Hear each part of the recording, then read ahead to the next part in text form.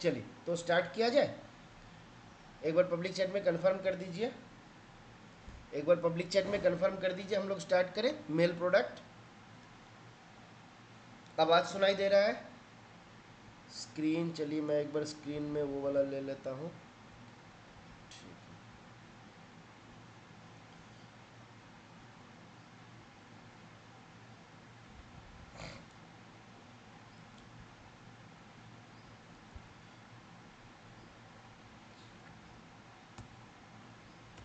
देखिए, तो mail product के बारे में, ये मेरा ज़रूरी नहीं है आपका पोस्ट में एमटीएस एग्ज़ाम के लिए। ये आपका आईपीओ रूल 1933 है। 1933 का जो आईपीओ रूल है वहाँ पे सारा प्रोडक्ट्स के बारे में डिस्क्रिप्शन दिया गया। तो ये 1933 का जो आईपीओ रूल था लागू कब हुआ था? 30 मार्च 1933 को लागू हुआ था। ये आप एमटीएस एग्ज़ाम में पूछेगा नहीं, बट जानकारी के लिए आप रख सकते हैं। अब आते हैं हम लोग ट्रेडिशनल मेल के भीतर। तो इन हमारा मेल को जब हम देखते हैं ना, तो मेल, आप मेल को दो तरीके से बांट सकते हैं। जैसे एक हो गया इनलैंड मेल और एक हो गया आपका फॉरेन मेल, है ना। एक हो गया इनलैंड मेल और एक हो गया फॉरेन मेल। फिर आप आपका दूसरे तरीके से भी ये कर सकते हैं कि एक आपका प्रीमियम हो जाएगा, है ना। तो ये अलग तरीके से भी आप कर सकते हैं। तो इनलैंड मेल और फॉरेन मेल, इस तरीके से अगर हम इसको बांटते हैं, तो यहाँ पे जो इनलैंड मेल है, जिसको हम लोग यहाँ पे कभी कभी ट्रेडिशनल मेल्स भी बोलते हैं, तो ट्रेडिशनल मेल में मेरे पास बेसिकली 10 कैटेगरी का आर्टिकल है। ट्रेडिशनल मेल में मेरे पास कितने कैटेगरी का आर्टिकल है? तो 10 कैटेगरी का आर्टिकल है। और इसके अलावा एक नया एडिशन हुआ है मैगजीन पोस्ट, और फ्यूचर में हमारे पास आपका प्रपोजल भी है कि जो मेरा ये पीरियडिकल्स था, ये मैगजीन पोस्ट था, ये सबको मार्ज कर दिया जाएगा, अलग अलग नहीं रखा जाएगा, ये एक साथ में मार्ज होने वाला है। ठीक है। पर फिलहाल मैं याद रखूंगा मेरे पास 10 क्लास का ट्रेडिशनल मेल है। क्या क्या है? तो यहाँ पे हम देख सकते हैं letter, inland letter card, post card, book packet, sample pattern packet, book packet containing printed book, periodical, registered newspaper, blind literature, parcel. तो ये सारा क्या है? मेरा ट्रेडिशनल मेल्स है। और इस ट्रेडिशनल मेल को फर्दर दो कैटेगरी में बांटा गया, दो कैटेगरी में बांटा गया। क्या क्या?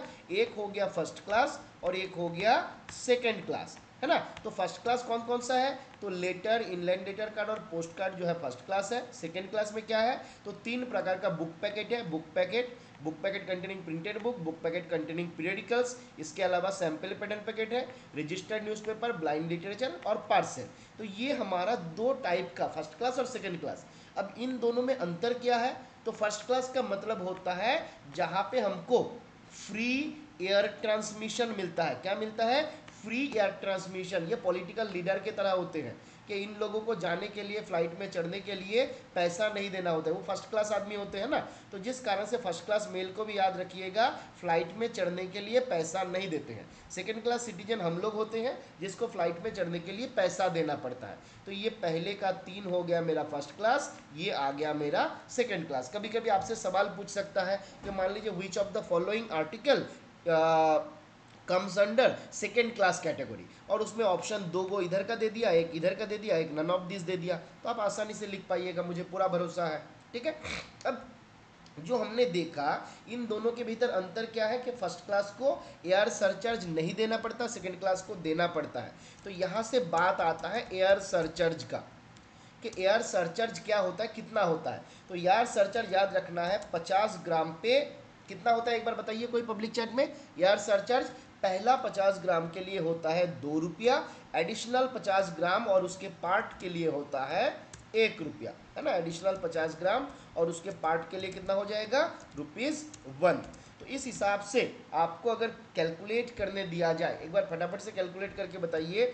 एक 1580 ग्राम का ब्लाइंड लिटरेचर है, ठीक है। 1580 ग्राम का ब्लाइंड लिटरेचर है, एयर सरचार्ज कितना लगेगा? फटाफट कैलकुलेट करिए, कैलकुलेटर का यूज आप कर सकते हैं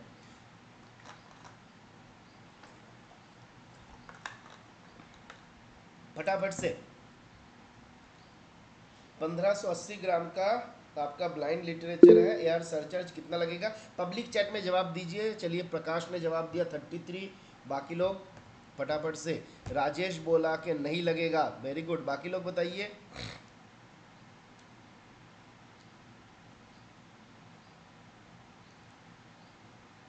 ओम प्रकाश जी, हाथ रेस करने से नहीं होगा, कैलकुलेट करके बताने से होगा।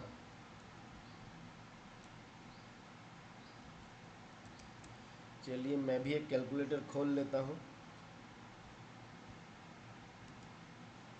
चलिए बाकी लोग सब देख रहा हूँ 33 बताए हुए हैं। राजेश जी बोले हैं नहीं लगेगा। बाकी लोग 33, अच्छा दीपक बोला 32।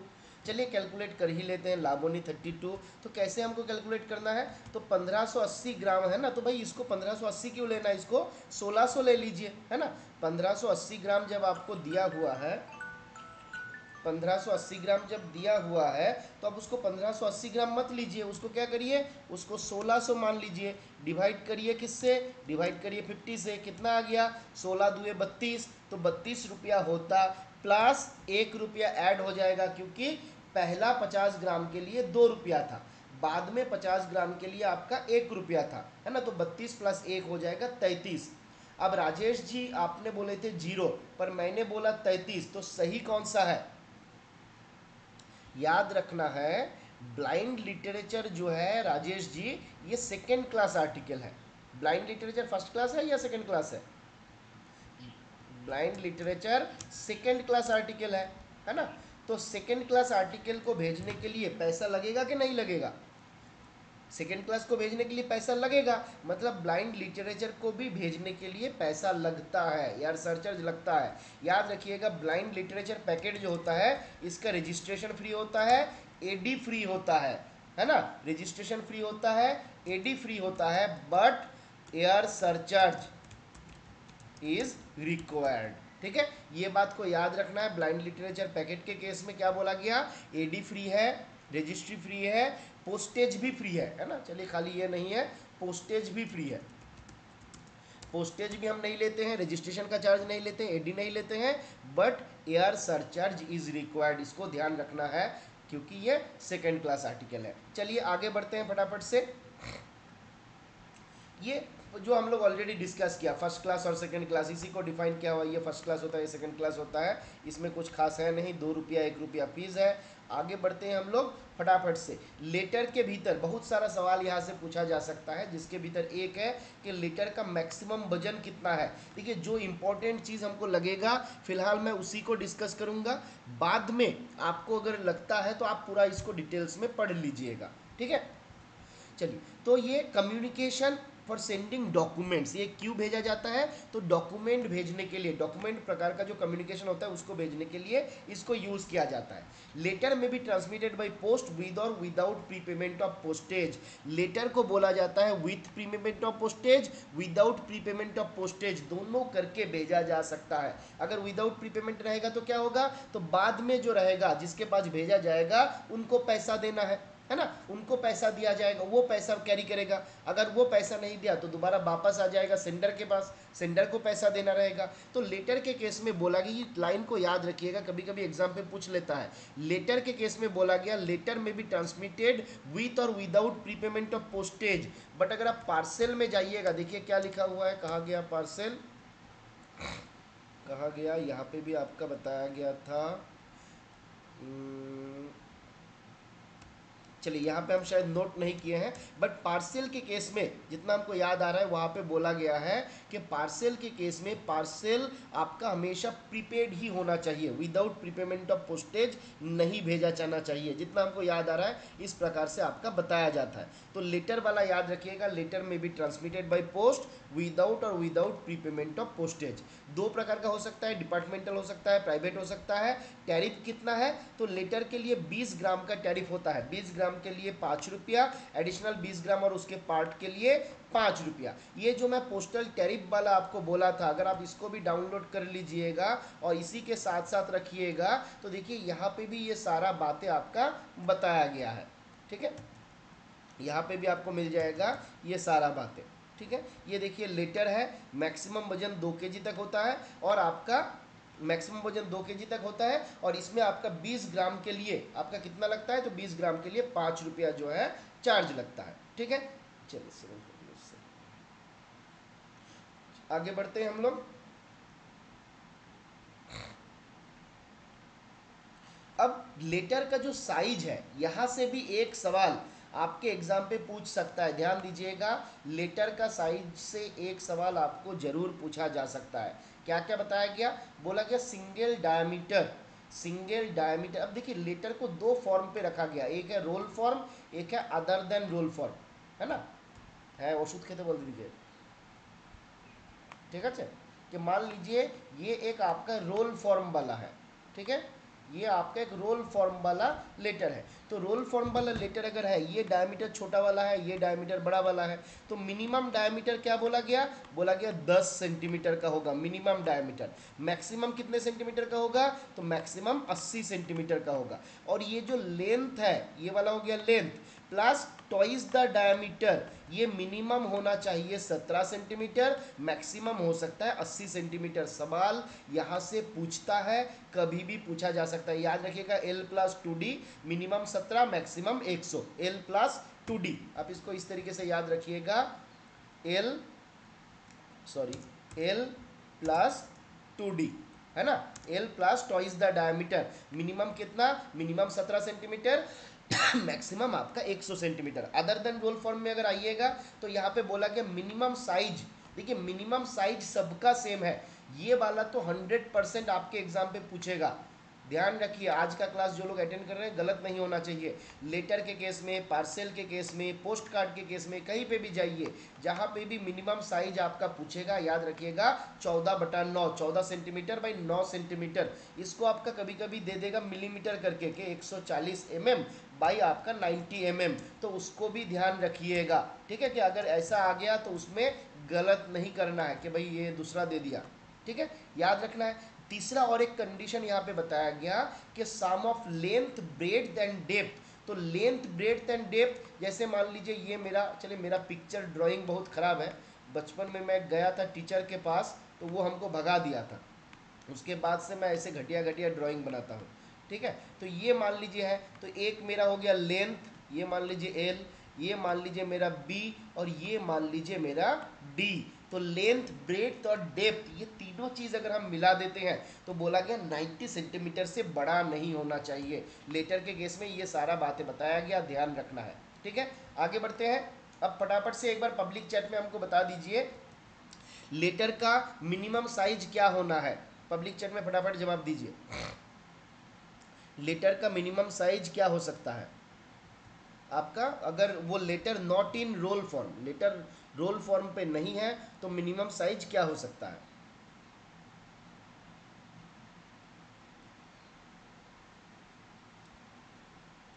14/19 हो गया दीपक जी, एक एक एक्स्ट्रा आ गया, ठीक है, बिल्कुल 14 सेंटीमीटर बाई 9 सेंटीमीटर, ठीक है। बाकी लोग जवाब क्यों नहीं दे रहे हैं, देखिए जवाब नहीं। वेरी गुड पिप्शा जी, बहुत दिन बाद आपसे बात हो रहा है। राजेश जी वेरी गुड, 14/9 बिल्कुल याद रखना है, ठीक है। आगे आते हैं। आगे लेटर में कुछ और बातें बताया गया इंपॉर्टेंट, जैसे देखिए the envelope must flaps either at the top on the back of the longer side और एट द लेफ्ट और राइट। तो लेटर जो है आइदर ये आपका ऊपर वाला साइड से खुलेगा, मतलब इधर से खुलेगा, और क्या बोला गया, ये आपका लेफ्ट साइड से खुलेगा या फिर राइट साइड से खुलेगा, बटम वाला से नहीं खुलना है, आइदर टॉप या लेफ्ट या राइट, इधर से ही आपका एनवेलप जो है वो खुलना चाहिए, ये बात एक बताया गया। फिर क्या बोला गया, फिर आपका यहाँ पे कुछ साइजेस दिया गया।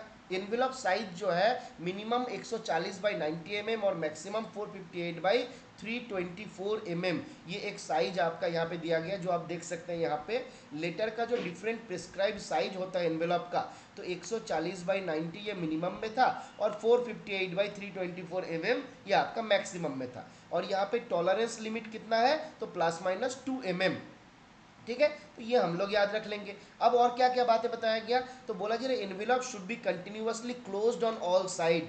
देखिए जब हम चिट्ठी भेजेंगे तो चारों साइड से वो क्लोज होना चाहिए, उसको ओपन नहीं रखना है। बल्कि जब हम जैसे बुक पैकेट भेजते हैं तो बुक पैकेट के केस में याद करके देखिए वो आपका ओपन रहता है, किसी ना किसी साइड से आपका ओपन रहेगा, so that inspection can be done, है ना, अबाउट द कंटेंट, उसके अंदर में क्या जा रहा है उस रिलेटेड इंस्पेक्शन किया जाए, इसलिए उसको ओपन रखा जाता है। अब लेटर में बोला गया metal clips staples should not be used, इसको यूज़ नहीं करना है। मिनिमम आपका जो एनवेलप का साइज होता है, मतलब क्वालिटी क्वालिटी होता है उसको बोला जाता है 70 जीएसएम। जीएसएम क्या होता है? तो जीएसएम बोला जाता है ग्राम पर स्क्वायर मीटर, ग्राम पर स्क्वायर मीटर, याद रहेगा। जीएसएम क्या होता है? ग्राम पर स्क्वायर मीटर। तो एक स्क्वायर मीटर का वजन आपका 70 ग्राम।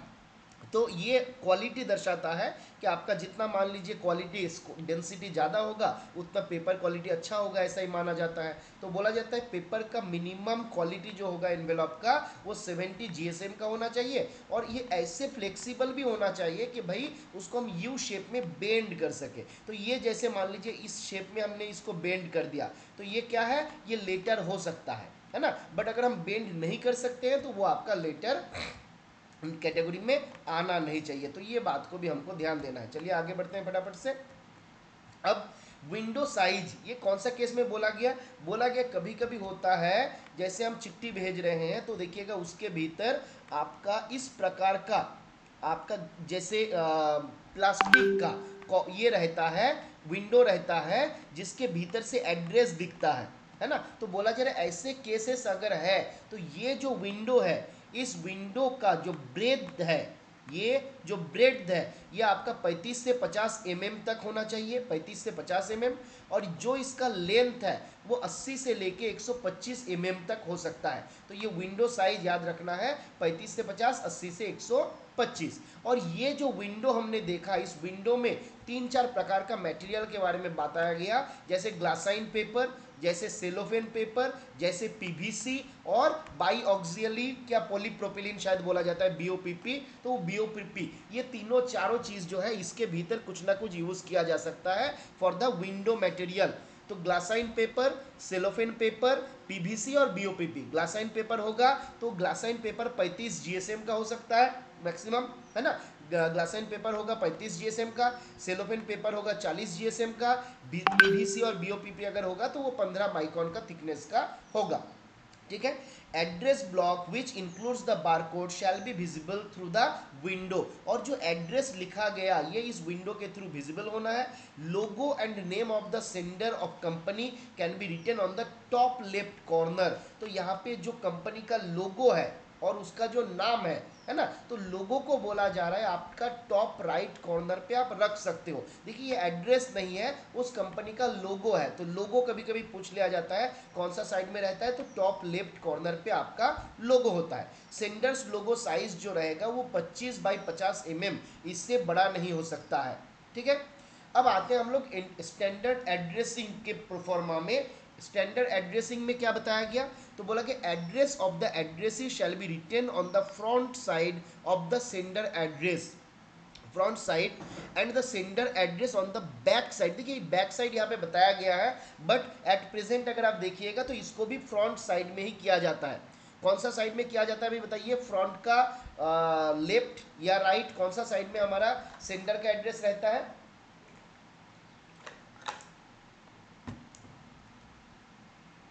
बिल्कुल लेफ्ट बटन में। आप इंडिया पोस्ट की वेबसाइट में भी जाइएगा तो वहां पे भी आपका एड्रेसिंग टिप्स दिया हुआ है। चलिए 1 मिनट हम लोग इसको ये कर लेते हैं। Packaging tips, prohibited postage.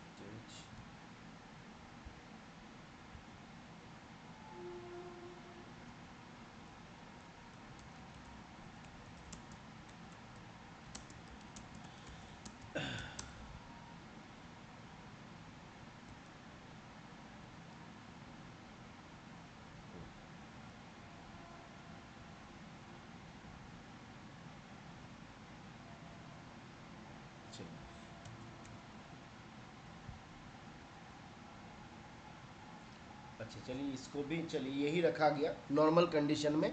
Address of the addressee shall be written on the front side and the sender address on the back side of the envelope, है ना। तो यहाँ पे भी चलिए वही बात बताया गया है कि आपका नॉर्मली जो सेंडर का एड्रेस होना है वो बैक साइड में होना है, और जो आपका एड्रेसी का एड्रेस है वो आपका राइट साइड में होना है। ठीक है। तो ये बात यहाँ पे भी आपका बताया गया है। इंडिया पोस्ट की वेबसाइट में जाइएगा तो वहाँ पे भी यही बात आपका बताया गया है। तो आप इसको ही याद रखिए, है ना, कि फ्रंट साइड में जो होगा वहाँ पे क्या होगा? एड्रेसी का एड्रेस रहेगा। और नॉर्मली हम लोग फ्रंट का तो बटम राइट वाला कॉर्नर जो है उसी को चूज करते हैं, और बैक साइड जो होता है वो आपका सेंडर एड्रेस के लिए होता है। ठीक है, अब क्या बताया गया, बोला कि minimum 15 mm blank space shall be kept from the left bottom and right side of the envelope. तो जो मैं इन्वेलप को यूज कर रहा हूँ, जो मैं इन्वेलप को यूज कर रहा हूँ, यहाँ पे मैं मान लीजिए एड्रेस लिख रहा हूँ, तो बोला गया यहाँ पे लेफ्ट साइड से, बटम साइड से और राइट साइड से एटलीस्ट 15 mm आपको गैप देना है। L B R 15। ठीक है, लेफ्ट बटन और राइट में, लेफ्ट बटन और राइट में आपको कितना गैप देना है, तो बोला गया 15 mm का गैप आपको देना है। ठीक है, फिर क्या बोला गया, stamps on the front impression on the top right hand corner having a gap of minimum 10 mm from the address of the recipient. तो जो हमने रेसिपिएंट का एड्रेस लिखा उसके साथ जो मैं पोस्टेज स्टैंप लगा रहा हूँ, जो मैं फ्रैंकिंग इंप्रेशन लगा रहा हूँ, इसके भीतर का गैप भी आपका 10 mm का होना चाहिए। ठीक है, address block of the addressee shall have a minimum gap of 40 mm from top. तो हमने क्या क्या देखा, चलिए एक बार हम लोग मिला लेते हैं। तो पहला आया, ये मेरा एनवेलप है, तो यहाँ पे मैं क्या कर रहा हूँ, एड्रेस लिख रहा हूँ। यहाँ पे मैं क्या कर रहा था, एड्रेस लिख रहा था। तो मैंने देखा LBR, लेफ्ट बटम और राइट, इसमें कितना mm का गैप होना है, फटाफट बताइए पब्लिक चैट में। लेफ्ट बटम राइट में कितना mm का गैप हमने देखा, 1.5, बिल्कुल 15 mm का है ना। यहाँ पे हमने कितना देखा, 15 mm का गैप है लेफ्ट बटम और राइट में। टॉप में कितना गैप मैंने देखा, ये टॉप के साथ, टॉप के साथ जो मेरा एड्रेस है इसका कितना गैप होना चाहिए, एड्रेस ब्लॉक के साथ टॉप का गैप कितना होना है, बताइए फटाफट से।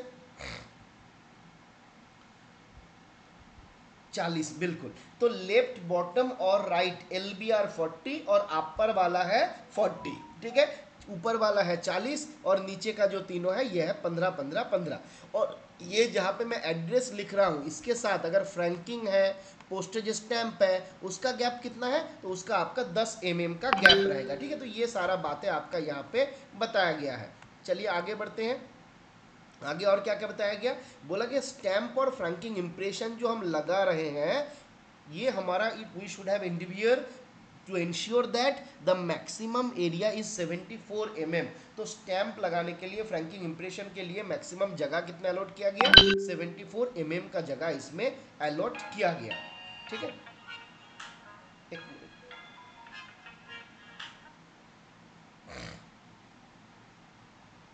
चलिए अब क्या बताया गया, ये quite zone of minimum 10 mm on all sides of the address block must be maintained if advertisement is printed on privately manufactured envelope और इनलैंड लेटर कार्ड।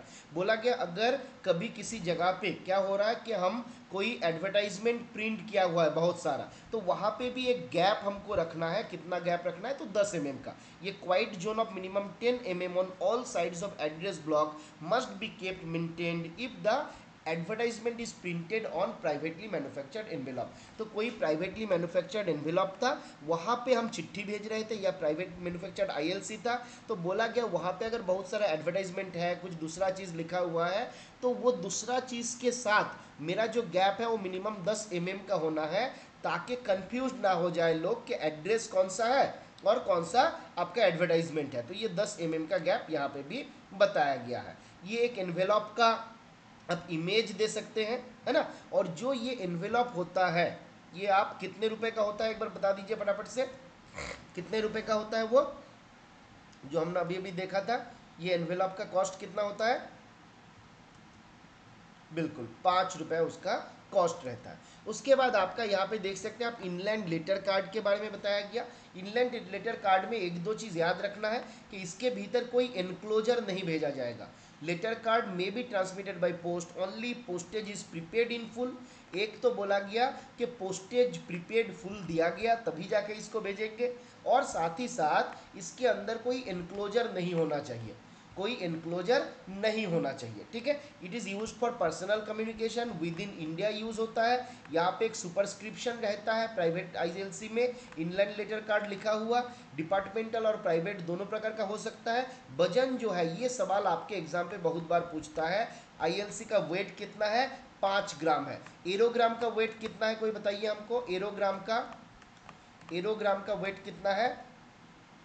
बिल्कुल, एरोग्राम का वजन है 3 ग्राम और आपका आईएलसी का वजन है 5 ग्राम। ये सवाल एग्जाम पे पूछा जाता है। आईएलसी का कॉस्ट कितना है? तो आईएलसी का कॉस्ट है 2.5 रुपया। ठीक है, चलिए आगे बढ़ते हैं हम लोग फटाफट। अच्छा, आईएलसी का जो पेपर क्वालिटी है, देखिए सेम जैसे एनवेलॉप में हमने देखा था, कितना जीएसएम का था एनवेलॉप? 70 जीएसएम का। यहाँ पे भी आपका 70 जीएसएम ही बोला गया।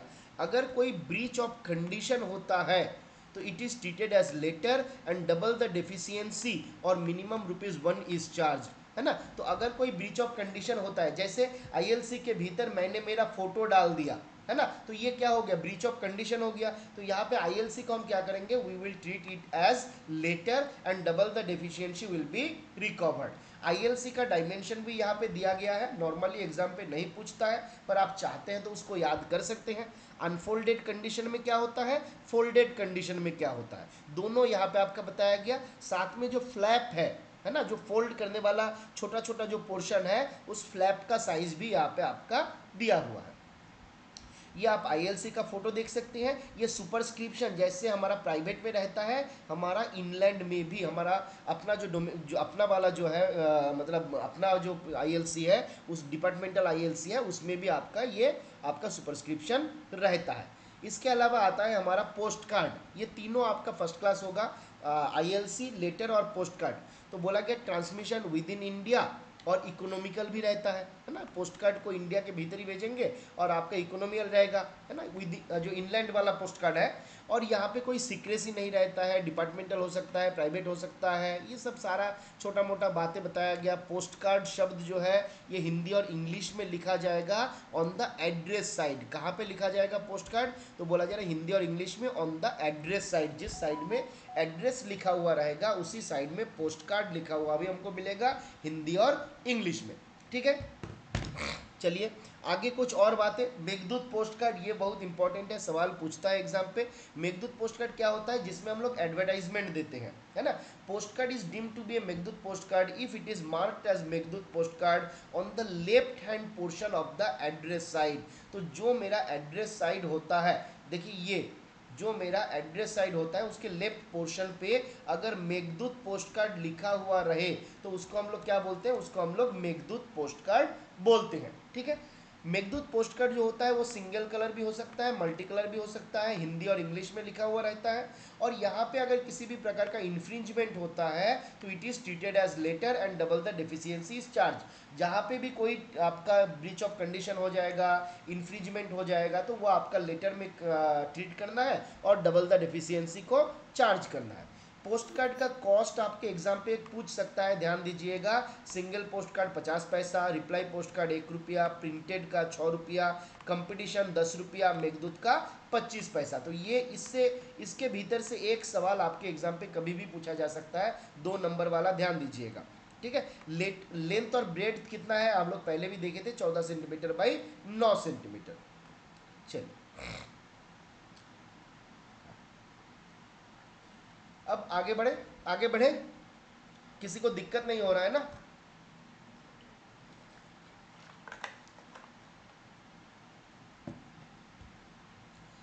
आगे बढ़े, एक बार कंफर्म करिए पब्लिक चैट में।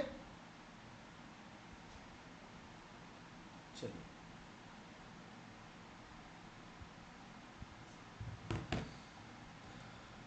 अब आते हैं हम लोगों का बुक पैकेट। तो बुक पैकेट के भीतर क्या क्या बोला गया?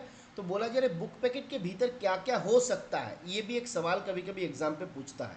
तो बुक पैकेट के भीतर newspaper, publication of one kind, printed music book, paper, parchment, cardboard, either of blank और printed, not bearing any writing. तो ये सारा चीज़ जो है बुक पैकेट के भीतर भेजा जा सकता है। तो बुक पैकेट के भीतर हम न्यूज़पेपर भेज सकते हैं, डिफरेंट प्रकार का पब्लिकेशन भेज सकते हैं, प्रिंटेड म्यूजिक बुक भेज सकते हैं, पेपर, परचमेंट, कार्डबोर्ड, ये सारा चीज़ जो है इसके भीतर हम लोग भेज सकते हैं। नॉर्मली बोला गया ये सारा चीज़ भेज तो सकते हैं, पर इसमें कोई राइटिंग अलाउड नहीं रहेगा। राइटिंग कुछ अलाउड है, कौन सा कंडीशन में? तो जैसे आप किसी को ग्रीटिंग्स कार्ड भेज रहे हो, किसी को आप बुक्स भेज रहे हो, तो वहाँ पे कुछ आपका कंप्लीमेंट्री नेचर का वर्ड जो है वो परमिट किया जाता है। ठीक है, कितना वर्ड, तो ये भी सवाल एग्जाम पे पूछा जाता है। Maximum 5 words of complimentary nature इसको भेजा जा सकता है। ठीक है, तो ये बात हमको याद रखना रहेगा कि बुक पैकेट के भीतर नॉर्मली आपका राइटिंग अलाउड नहीं है। कौन सा केस में, जब बुक पैकेट के भीतर मैं न्यूज़पेपर, पब्लिकेशन, प्रिंटेड बुक वगैरह फलाना ढंकाना ये सारा भेज रहा हूँ तो अलाउड नहीं है। बट अगर उसके भीतर मैं कोई ग्रीटिंग्स कार्ड भेज रहा हूँ, कोई बुक भेज रहा हूँ, तो वहाँ पे 5 वर्ड कंप्लीमेंट्री नेचर अलाउड है। और क्या क्या अलाउड है, बोला जी नेम ऑफ द पर्सन जो उसको भेज रहा है, और name of the person to whom it is being send, तो ये भी हम लिख के भेज सकते हैं कि किसके पास भेज रहा हूँ और कौन भेज रहा हूँ।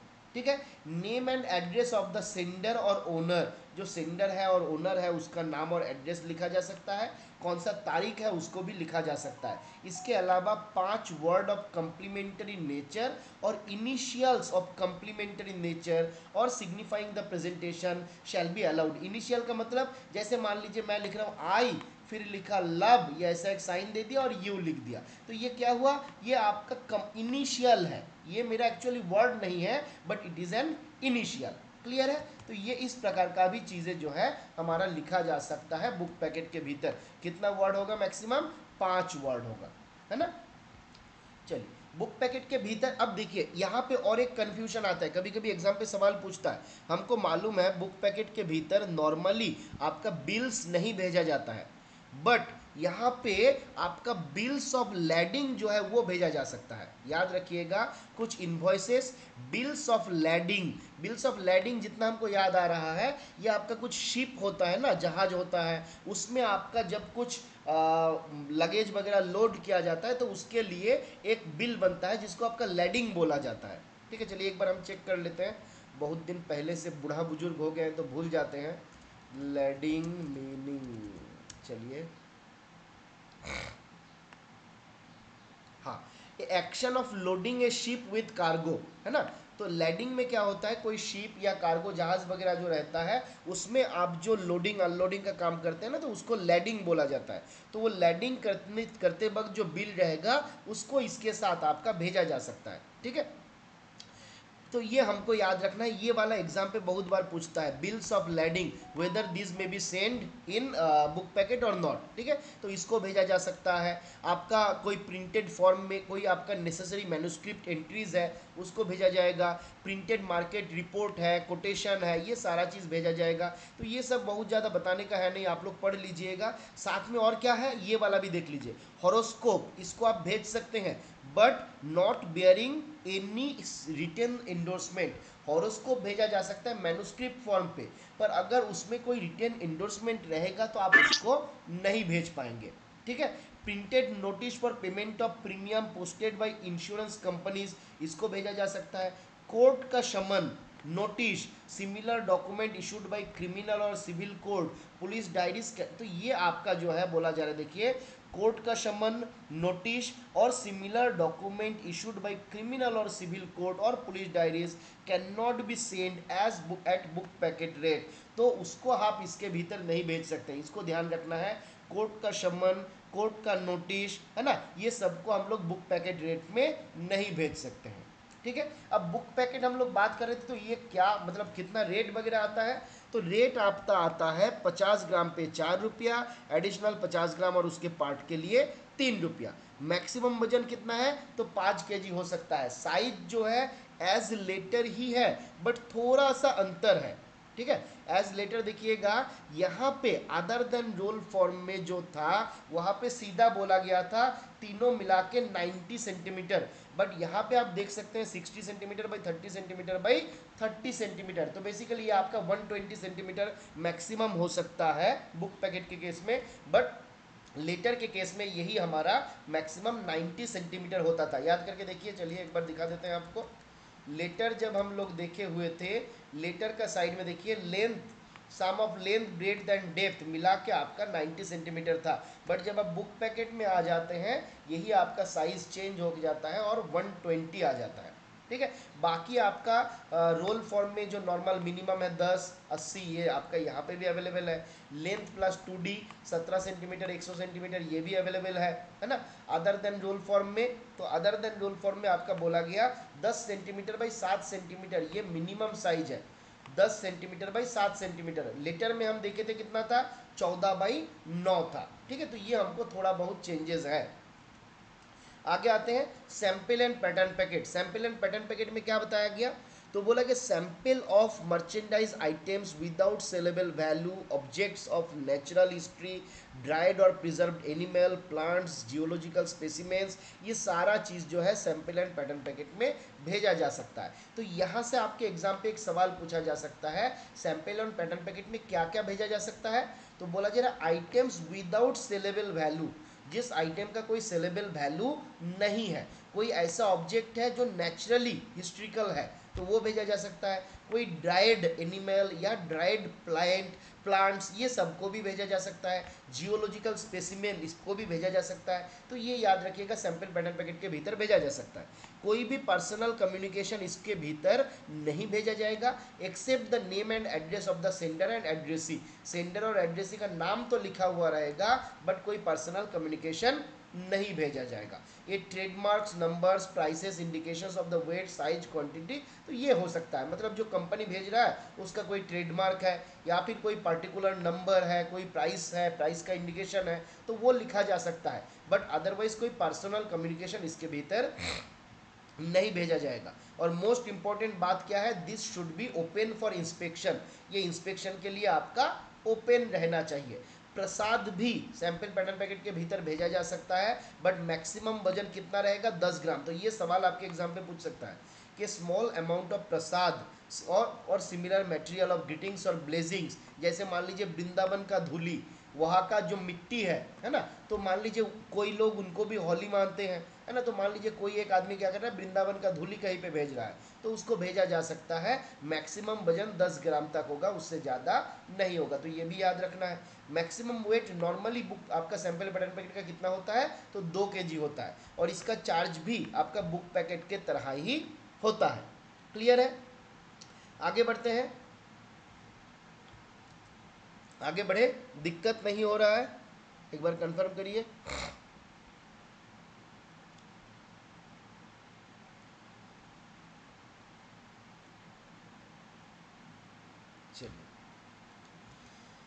अब सैंपल एंड पैटर्न पैकेट के भीतर बोला गया कि अगर आप पैकिंग के ऊपर भी थोड़ा सा ध्यान देना है। कौन सा केस में, तो बोला गया sample of seeds and drag आप भेज रहे हो, है ना, तो आपको प्रॉपर पैकिंग करके भेजना है। कोई ग्लास या फ्राजाइल आइटम भेज रहे हैं तो भी आपको उसको प्रॉपरली पैक करना है। जैसे बोला गया पैक्ड इन मेटल, वुड और स्ट्रॉन्ग कार्डबोर्ड, तो उसको इस कार्डबोर्ड के अंदर में, चाहे वो प्लास्टिक का हो, मेटल का हो या दूसरा कोई कार्डबोर्ड का हो, है ना, तो उसके भीतर इसको आपका भेजना है।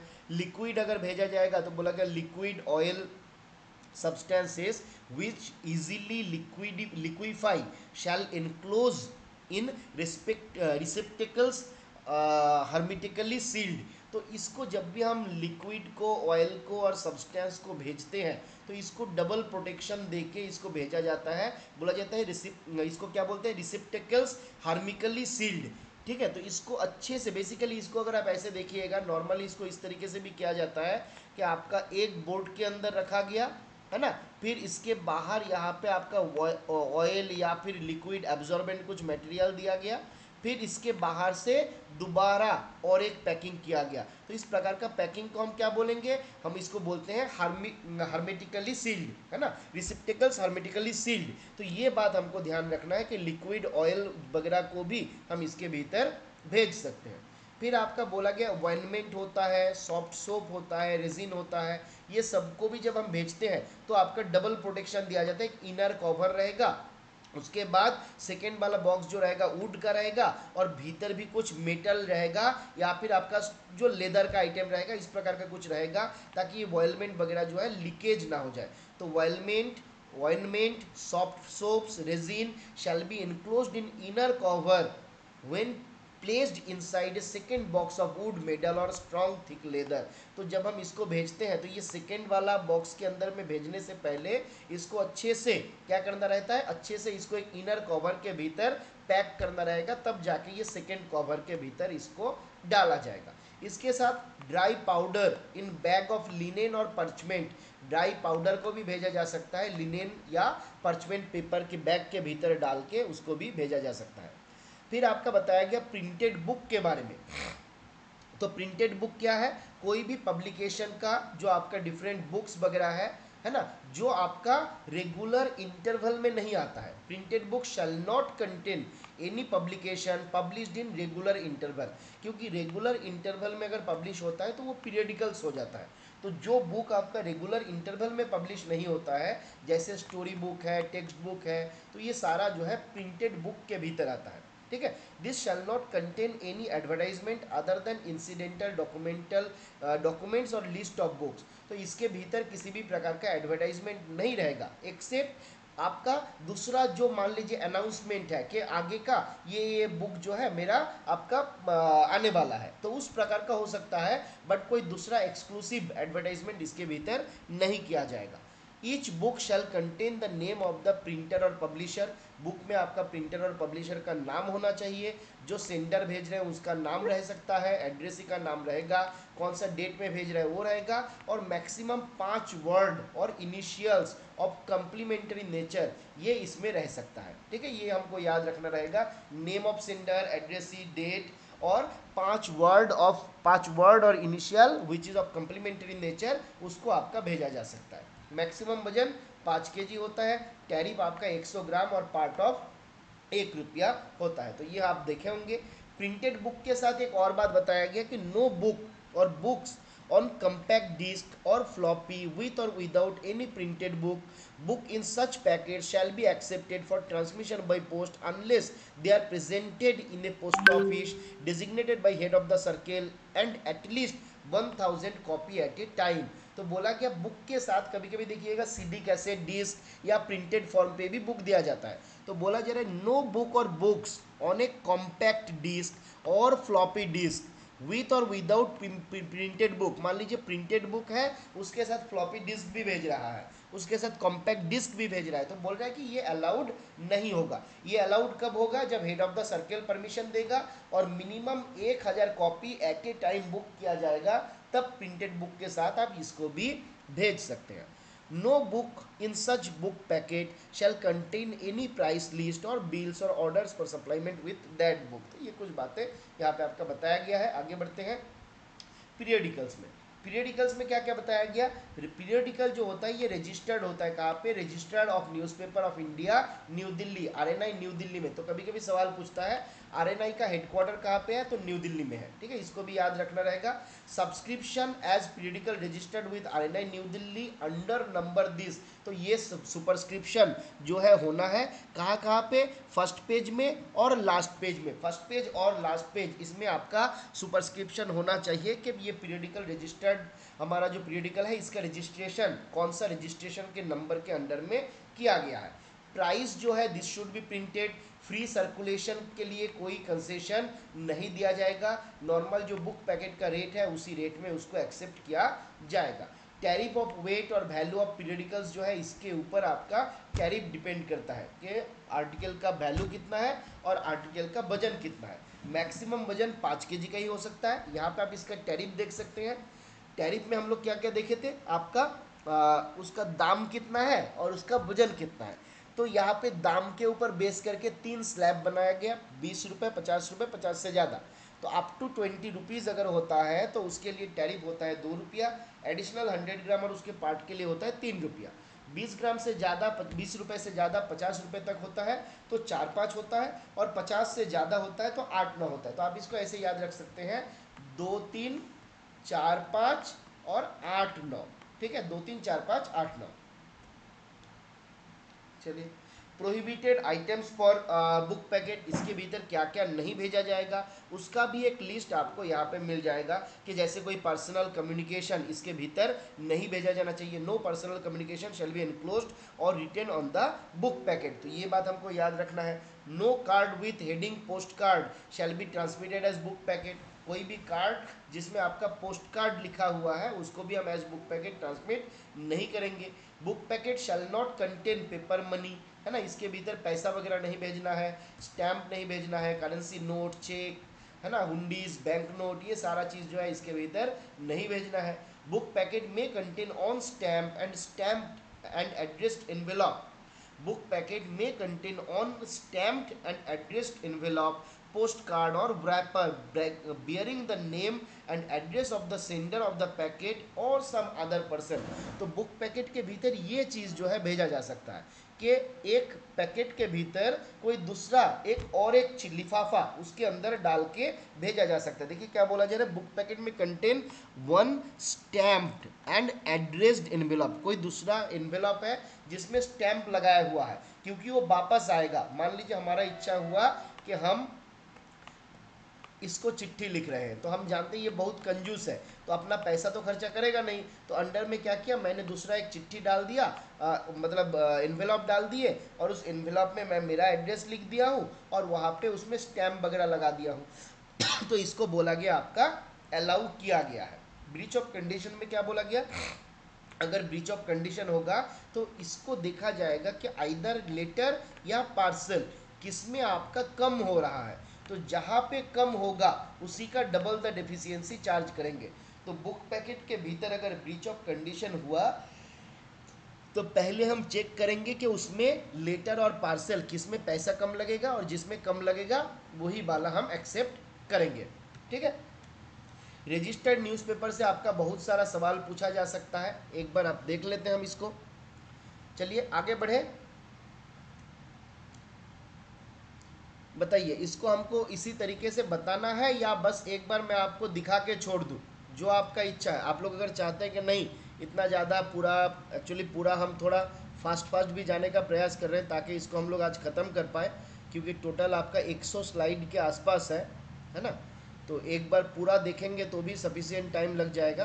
तो एक बार बताइए हमको पूरा बताने का आवश्यकता है या आप लोग इसको पढ़ पाइएगा, एक बार पब्लिक चैट में बताइए, बताने का आवश्यकता है या पढ़ लीजिएगा। अगर पढ़ लीजिएगा तो हम बताएंगे नहीं,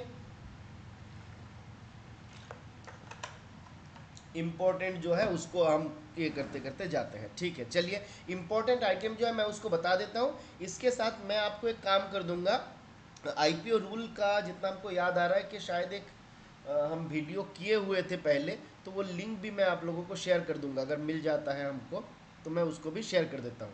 ठीक है, फिलहाल इंपॉर्टेंट चीज़ जो है रजिस्टर्ड न्यूज़पेपर, ये बहुत इंपॉर्टेंट है।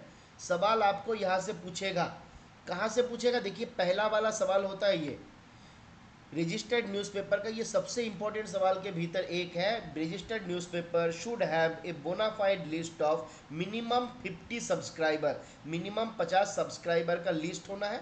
कोई गवर्नमेंट डिपार्टमेंट अगर रजिस्टर्ड न्यूज़पेपर का फैसिलिटी ले रहा है उसके लिए मैंडेटरी नहीं है, अदर देन दिस केस में आपका ये मैंडेटरी है। ठीक है, इसको याद रखना है।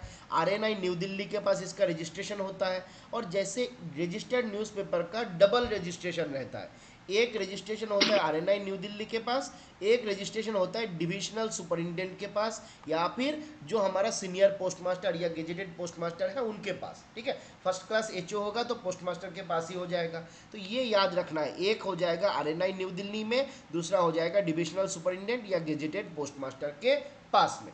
ठीक है, permitted to post in the post office और mail office specified on the license. तो जब लाइसेंस आएगा उस टाइम पे बोला जाएगा कि कौन सा पोस्ट ऑफिस में, कौन सा मेल ऑफिस में इसको आपका बुकिंग किया जा सकता है। तो जहाँ पे बोला जाएगा वहीं से हमको इसको भेजना है, दूसरे जगह से नहीं होगा। ठीक है, to post other office permission of the head of the circle और head of region shall be required. अगर हमने ए ऑफिस का लाइसेंस लिए हुए हैं और चाहते हैं बी ऑफिस से बुक करेंगे तो इसके लिए मुझे हेड ऑफ द सर्किल या हेड ऑफ द रीजियन का परमिशन चाहिए। तो ये एक इंपॉर्टेंट सवाल हो सकता है, ध्यान रखिएगा कि जिस ऑफिस में हमारा परमिशन नहीं है वहाँ से अगर हम आरएनपी भेजना चाहते हैं तो किसका परमिशन चाहिए, तो हेड ऑफ सर्किल या हेड ऑफ रीजियन का परमिशन चाहिए।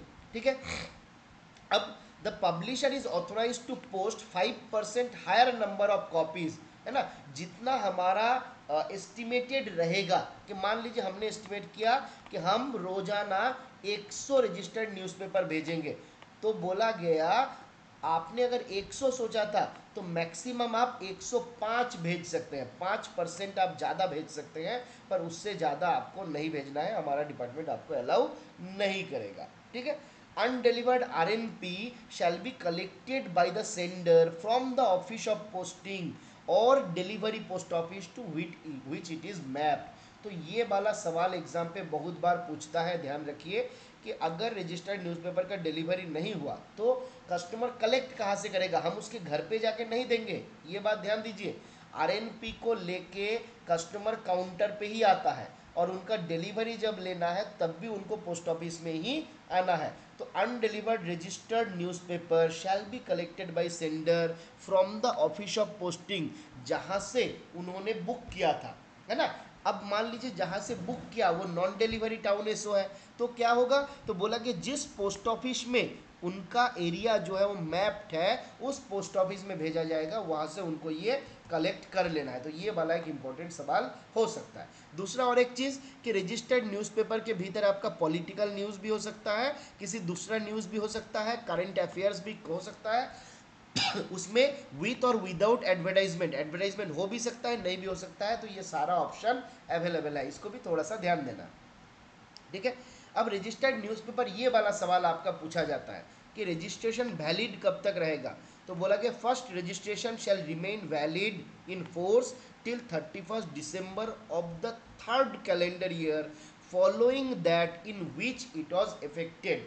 तो फर्स्ट रजिस्ट्रेशन जो है it remains valid in force till 31 December of the third calendar year. तो जैसे मान लीजिए First registration shall be remain valid in force till 31st December of the third calendar year following that year in which it was effected। तो मान लीजिए 15 अगस्त 2024 को हमने लिया, 15 अगस्त 2024 को मैंने लिया, तो पहला बार आपका कब आएगा, 31/3/2024, ये हो जाएगा मेरा फर्स्ट, है ना, ये हो जाएगा फर्स्ट। फिर हो जाएगा आपका 31/3/25, 24 से 25। हाँ, तो यहाँ पे देखिए ये आपका 24 में, सॉरी ये हम गलत कर दिए थे ना, यहीं पे आपका ये हो गया था। तो मान लीजिए ये 25 से शुरू हुआ, तो 25 से लेके 26, तो कहाँ तक हो रहा है, third calendar year following that in which it was affected 31 December of the third calendar year. बताइए कहाँ तक रहेगा वैलिडिटी, 15 अगस्त 2024 में अगर हमने लिया, 15 अगस्त 2024 में अगर लिया तो उसका वैलिडिटी कब तक रहेगा,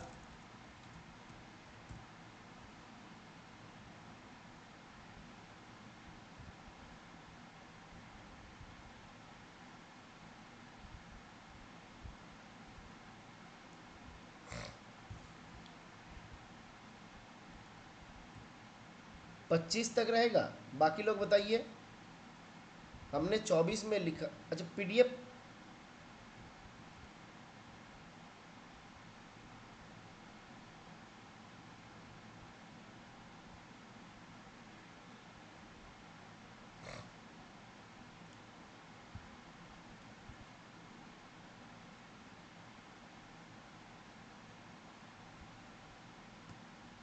चलिए अभी स्क्रीन दिख रहा है, देखिए 24 में हमने लिया, 25 से 26, 26 से 27, 31 दिसंबर,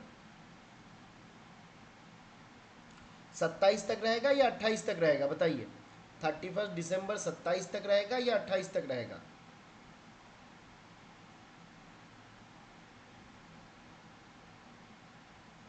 देखिए फर्स्ट वाला क्या बताया जा रहा है, इसको एक बार और पढ़िए। बोला जा रहा है first registration shall remain valid in force till 31st December of the third calendar year following that in which it was affected. तो मेरा अफेक्ट हुआ था कब? 2024 में, है ना?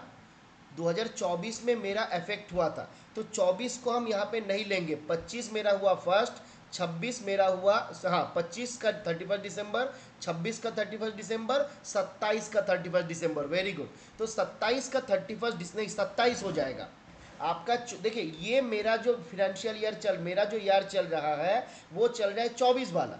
तो 24 का 31 दिसंबर में आप चले जाइए, वहां से आप 3 साल गिनिए। तो 24 से 25, 25 से 26 और 26 से 27। Very good Deepak ji.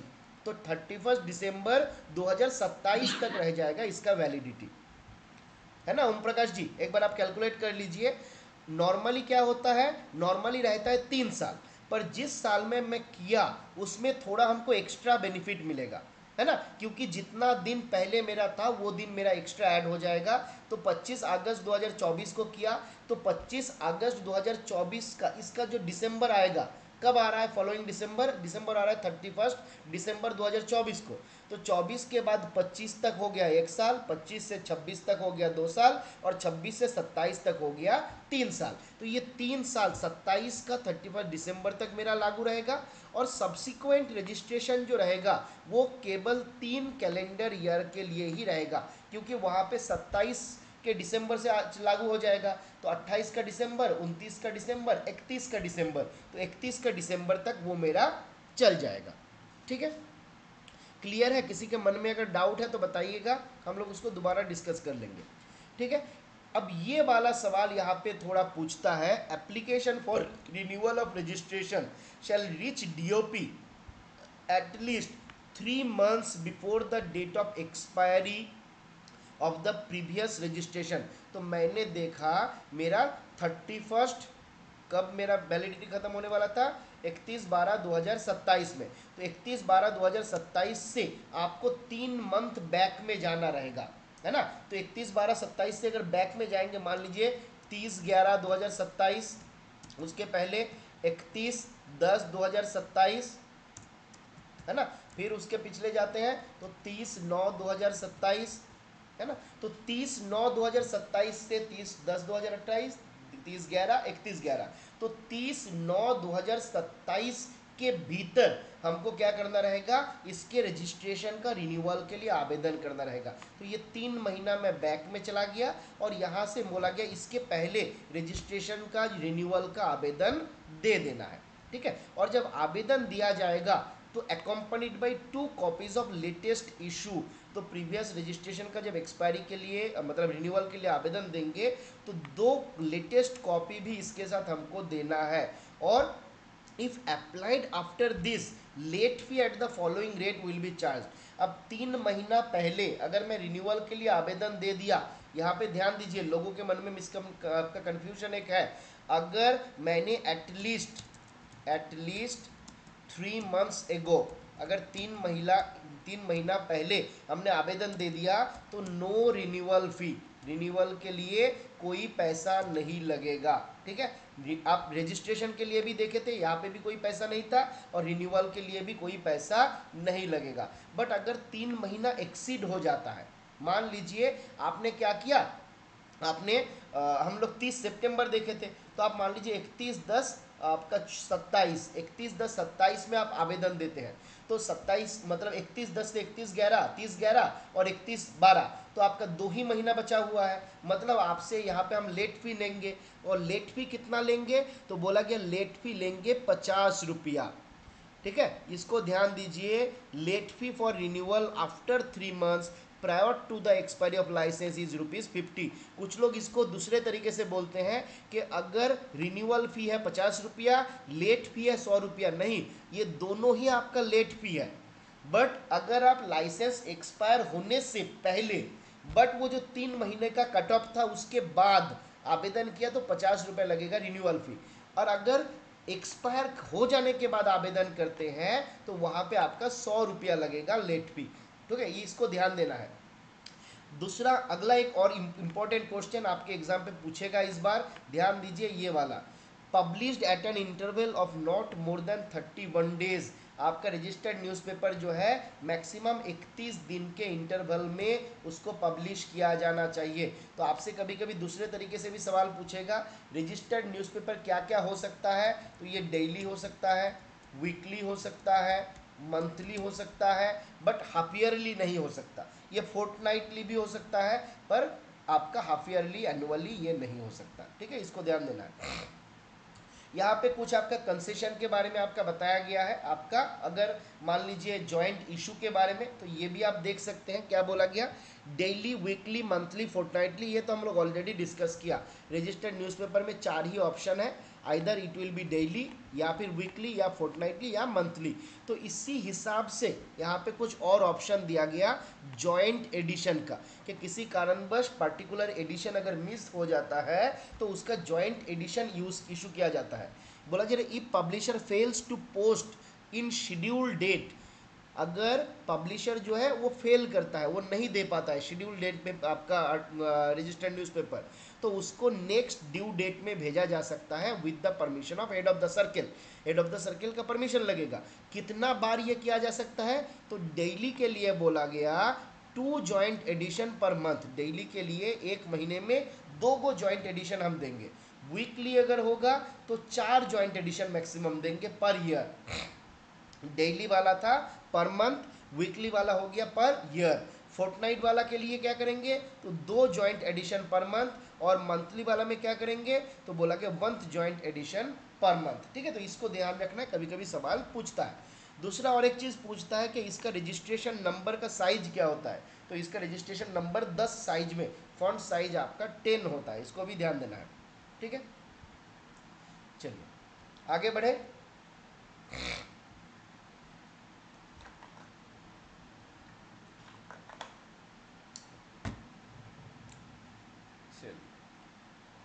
चलिए, आप लोग, मुझे लग रहा है कि बहुत ज़्यादा एकदम सब लोग नींद में नहीं चले गए ना।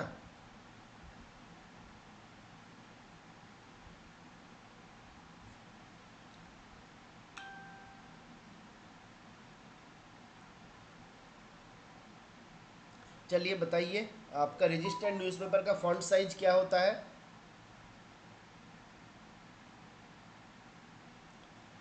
रजिस्टर्ड न्यूज़पेपर का फॉन्ट साइज क्या होता है, फटाफट से पब्लिक चैट में जवाब दीजिए, देखते हैं।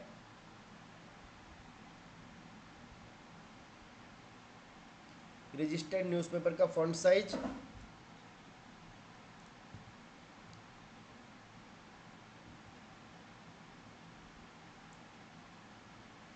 अभी अभी हम लोग डिस्कस किए थे, रजिस्टर्ड न्यूज़पेपर का फॉन्ट साइज क्या है। चलिए, आज के बाद हम कब, पता नहीं कब सेशन नहीं ले पाएंगे। ठीक है, आज रहेगा, आज ही हो सकता है आखिरी रहेगा। ठीक है, मैं आप लोगों को नोट्स दे दूंगा, आप लोग पढ़ लीजिएगा, वो बेहतर रहेगा, क्योंकि ना मेरा वक्त बर्बाद करके फ़ायदा है, ना आप लोगों का वक्त बर्बाद करके फ़ायदा है। आप लोग अगर अच्छे से पढ़ लीजिएगा तो ऐसे ही हो जाएगी, ये सारा चीज़ जो है पढ़ाने का कुछ है नहीं। ठीक है, आप पढ़ लीजिएगा तो ऐसे ही हो जाएगा, बहुत मुश्किल कुछ है नहीं। तो मैं नोट्स सारा आप लोगों को शेयर कर दूंगा, उसको आप पढ़ लीजिएगा तो काम चल जाएगा। ठीक है, चलिए, तो आज थोड़ा देख लेते हैं, जब शुरू किए हैं इसको जितना देर तक हो सकता है। यहाँ पे आपका बहुत ज़्यादा और कुछ इंपॉर्टेंट है कि नहीं देख लेते हैं। Printer, publisher, editor, cost printed वगैरह ये सब रहेगा, इसको आप लोग पढ़ लीजिए, इसको बहुत ज़्यादा बताने का कुछ है नहीं, एक सैम्पल दिखाया गया, जो इम्पोर्टेंट आएगा वहाँ पे हम आपको बता देंगे। हाँ, देखिए WPP जो है, ये सवाल आपके पूछा जाता है, इसका लाइसेंस कौन देता है, तो CO और RO के द्वारा इसका लाइसेंस दिया जाता है। कब मिलता है, जब 500 से ज़्यादा पोस्टिंग होता है तब जाके WPP का लाइसेंस मिलता है। तो ये सवाल बहुत बार पूछा जाता है। WPP का लाइसेंस स्लिप जो है उसको भी एड्रेस स्लिप में या फिर रैपर में इसको लिखा जाता है। ठीक है, अब यहाँ पे सवाल और एक इम्पॉर्टेंट पूछता है, एडवांटेज क्या है, तो बोला जा रहा है कि no payment is needed to be made while posting. Accounting कब होता है, ये सवाल पूछता है एग्जाम पे। तो रजिस्टर्ड न्यूज़पेपर का अकाउंटिंग याद रखिएगा 16 तारीख को होता है और 1 तारीख को होता है। ठीक है, 16 तारीख और 1 तारीख, ये आप लोग याद रख लीजिएगा, ये सवाल एग्जाम पे पूछा जा सकता है। ठीक है, टैरिफ कितना है इसको याद कर लेना है। सिंगल कॉपी होता है, बंडल में होता है। सिंगल कॉपी 50 ग्राम तक होगा तो 25 पैसा, 50 से ज़्यादा 100 तक होगा तो 50 पैसा, और एडिशनल 100 ग्राम और पार्ट के लिए 20 पैसा। बंडल में कितना होता है तो 100 ग्राम के लिए आपका 50 पैसा होता है, और ईच एडिशनल कॉपी जो होता है वो आपका ईच एडिशनल 100 ग्राम के लिए 20 पैसा होता है। यहाँ पे ध्यान रखिएगा ये दोनों मिलके 50 है। ये आपका मान लीजिए 99 ग्राम का रजिस्टर्ड न्यूज़पेपर है तो भेजने के लिए 50 पैसा ही लगेगा, 75 पैसा नहीं। ठीक है। ब्लाइंड लिटरेचर, इसमें भी बहुत कुछ खास है नहीं, बस एक दो चीज़ आपको याद रखना है कि ये आपका, ये जब हम भेजेंगे the packet shall be posted either without cover और with cover open at both ends so that this can be remove for examination. Blind literature भी ओपन फॉर इंस्पेक्शन रहना चाहिए कि कभी भी हम देख सकते हैं उसके भीतर सही आइटम भेजा जा रहा है या नहीं, क्योंकि ये फ्री ऑफ कॉस्ट भेजा जाता है ना। तो ये बात हमको याद रखना है। इसका चार्जेस आपको याद रखना है, 7 kg होता है। टैरिफ जो है ये फ्री होता है। एयर सरचार्ज इज एप्लीकेबल, तो इसको याद रखना है। ब्रीच ऑफ कंडीशन में इसको हम लेटर और बुक पैकेट और पार्सल जहाँ पे कम लगेगा उसमें डील करेंगे और डबल द डिफिशियंसी चार्ज करेंगे। ठीक है। पार्सल के भीतर, पार्सल को एक बार देख लेते हैं। तो पार्सल के भीतर क्या क्या बोला गया।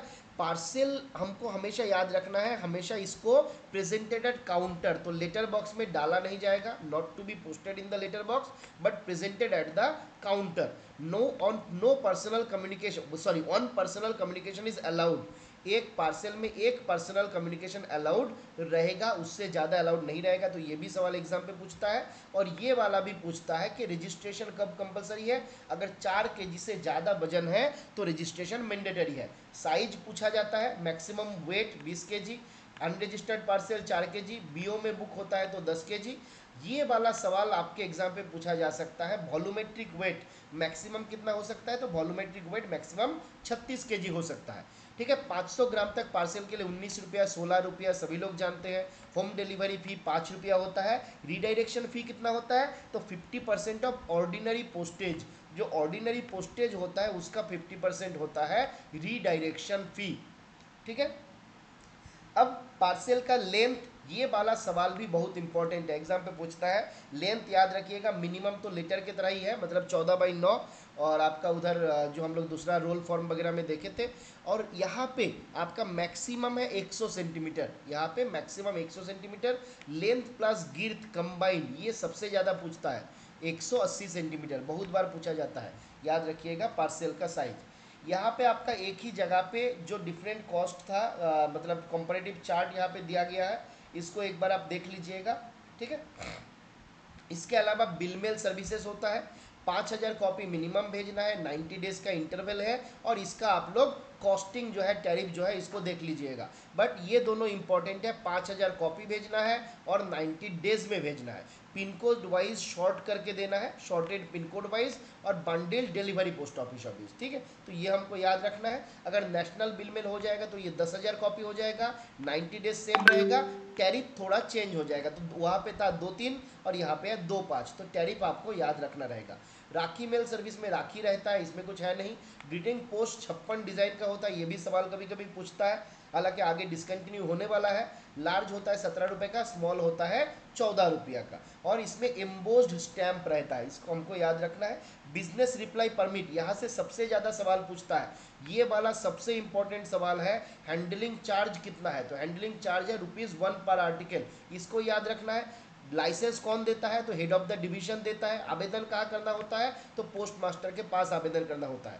और परमिट जो है वैलिड रहता है 31 मार्च तक। आप यहाँ पे आवेदन करिए या फिर यहाँ पे आवेदन करिए, वैलिडिटी कब तक रहेगा, 31 मार्च तक रहेगा। और यहाँ पे 4 क्वार्टर में इसको बांटा गया, जिसके भीतर आप आवेदन करिएगा कौन सा पीरियड में, उस हिसाब से पैसा लिया जाएगा। तो 1 जनवरी से लेके मार्च तक अगर आवेदन करते हैं तो आपसे 50 रुपया लिया जाएगा फर्स्ट साल के लिए। फिर आपका सेकेंड अगर अक्टूबर से दिसंबर तक करते हैं तो 50 + 50 100 रुपये लिया जाएगा। जुलाई से सितंबर के भीतर 150, और अप्रैल से जून के भीतर करते हैं तो 200 रुपये। तो मैक्सिमम एक साल का फीस कितना है, ये भी कभी कभी सवाल पूछता है, 200 रुपया। कभी कभी आपका इस प्रकार से भी पूछता है, मान लीजिए अगस्त महीने में कोई व्यक्ति जो है BRP के लिए आवेदन किया था, अगस्त महीने में कोई आपका बिजनेस रिप्लाई परमिट के लिए आवेदन किया था तो कितना आपका चार्ज लगेगा, कोई बताइएगा। अगस्त महीने में अगर कोई आवेदन किया तो चार्ज कितना लगेगा। बिल मेल सर्विस होता है आपका, इसके भीतर बहुत सारा बिल भेजा जाता है। जैसे मान लीजिए LIC एक कंपनी है, वो अपना बिल भेजना चाहता है ना, टेलीफोन का कंपनी है तो वो क्या करना चाहता है, बिल भेजना चाहता है, ठीक है। तो वही आपका देखिए financial statement, bill, monthly account bill, ये सारा चीज़ जो है ये बिल मेल सर्विस के थ्रू भेजा जाता है, ठीक है। बताइए अगस्त में कोई आवेदन करेगा तो कितना लगेगा, 150 रुपये लगेगा, बिल्कुल। अगस्त में आवेदन करेंगे तो जुलाई अगस्त इस क्वार्टर में आ रहा है, तो इसमें करेंगे तो 150 रुपया मेरा फीस लगेगा। चलिए आगे बढ़ते हैं। अरे धत्तरी,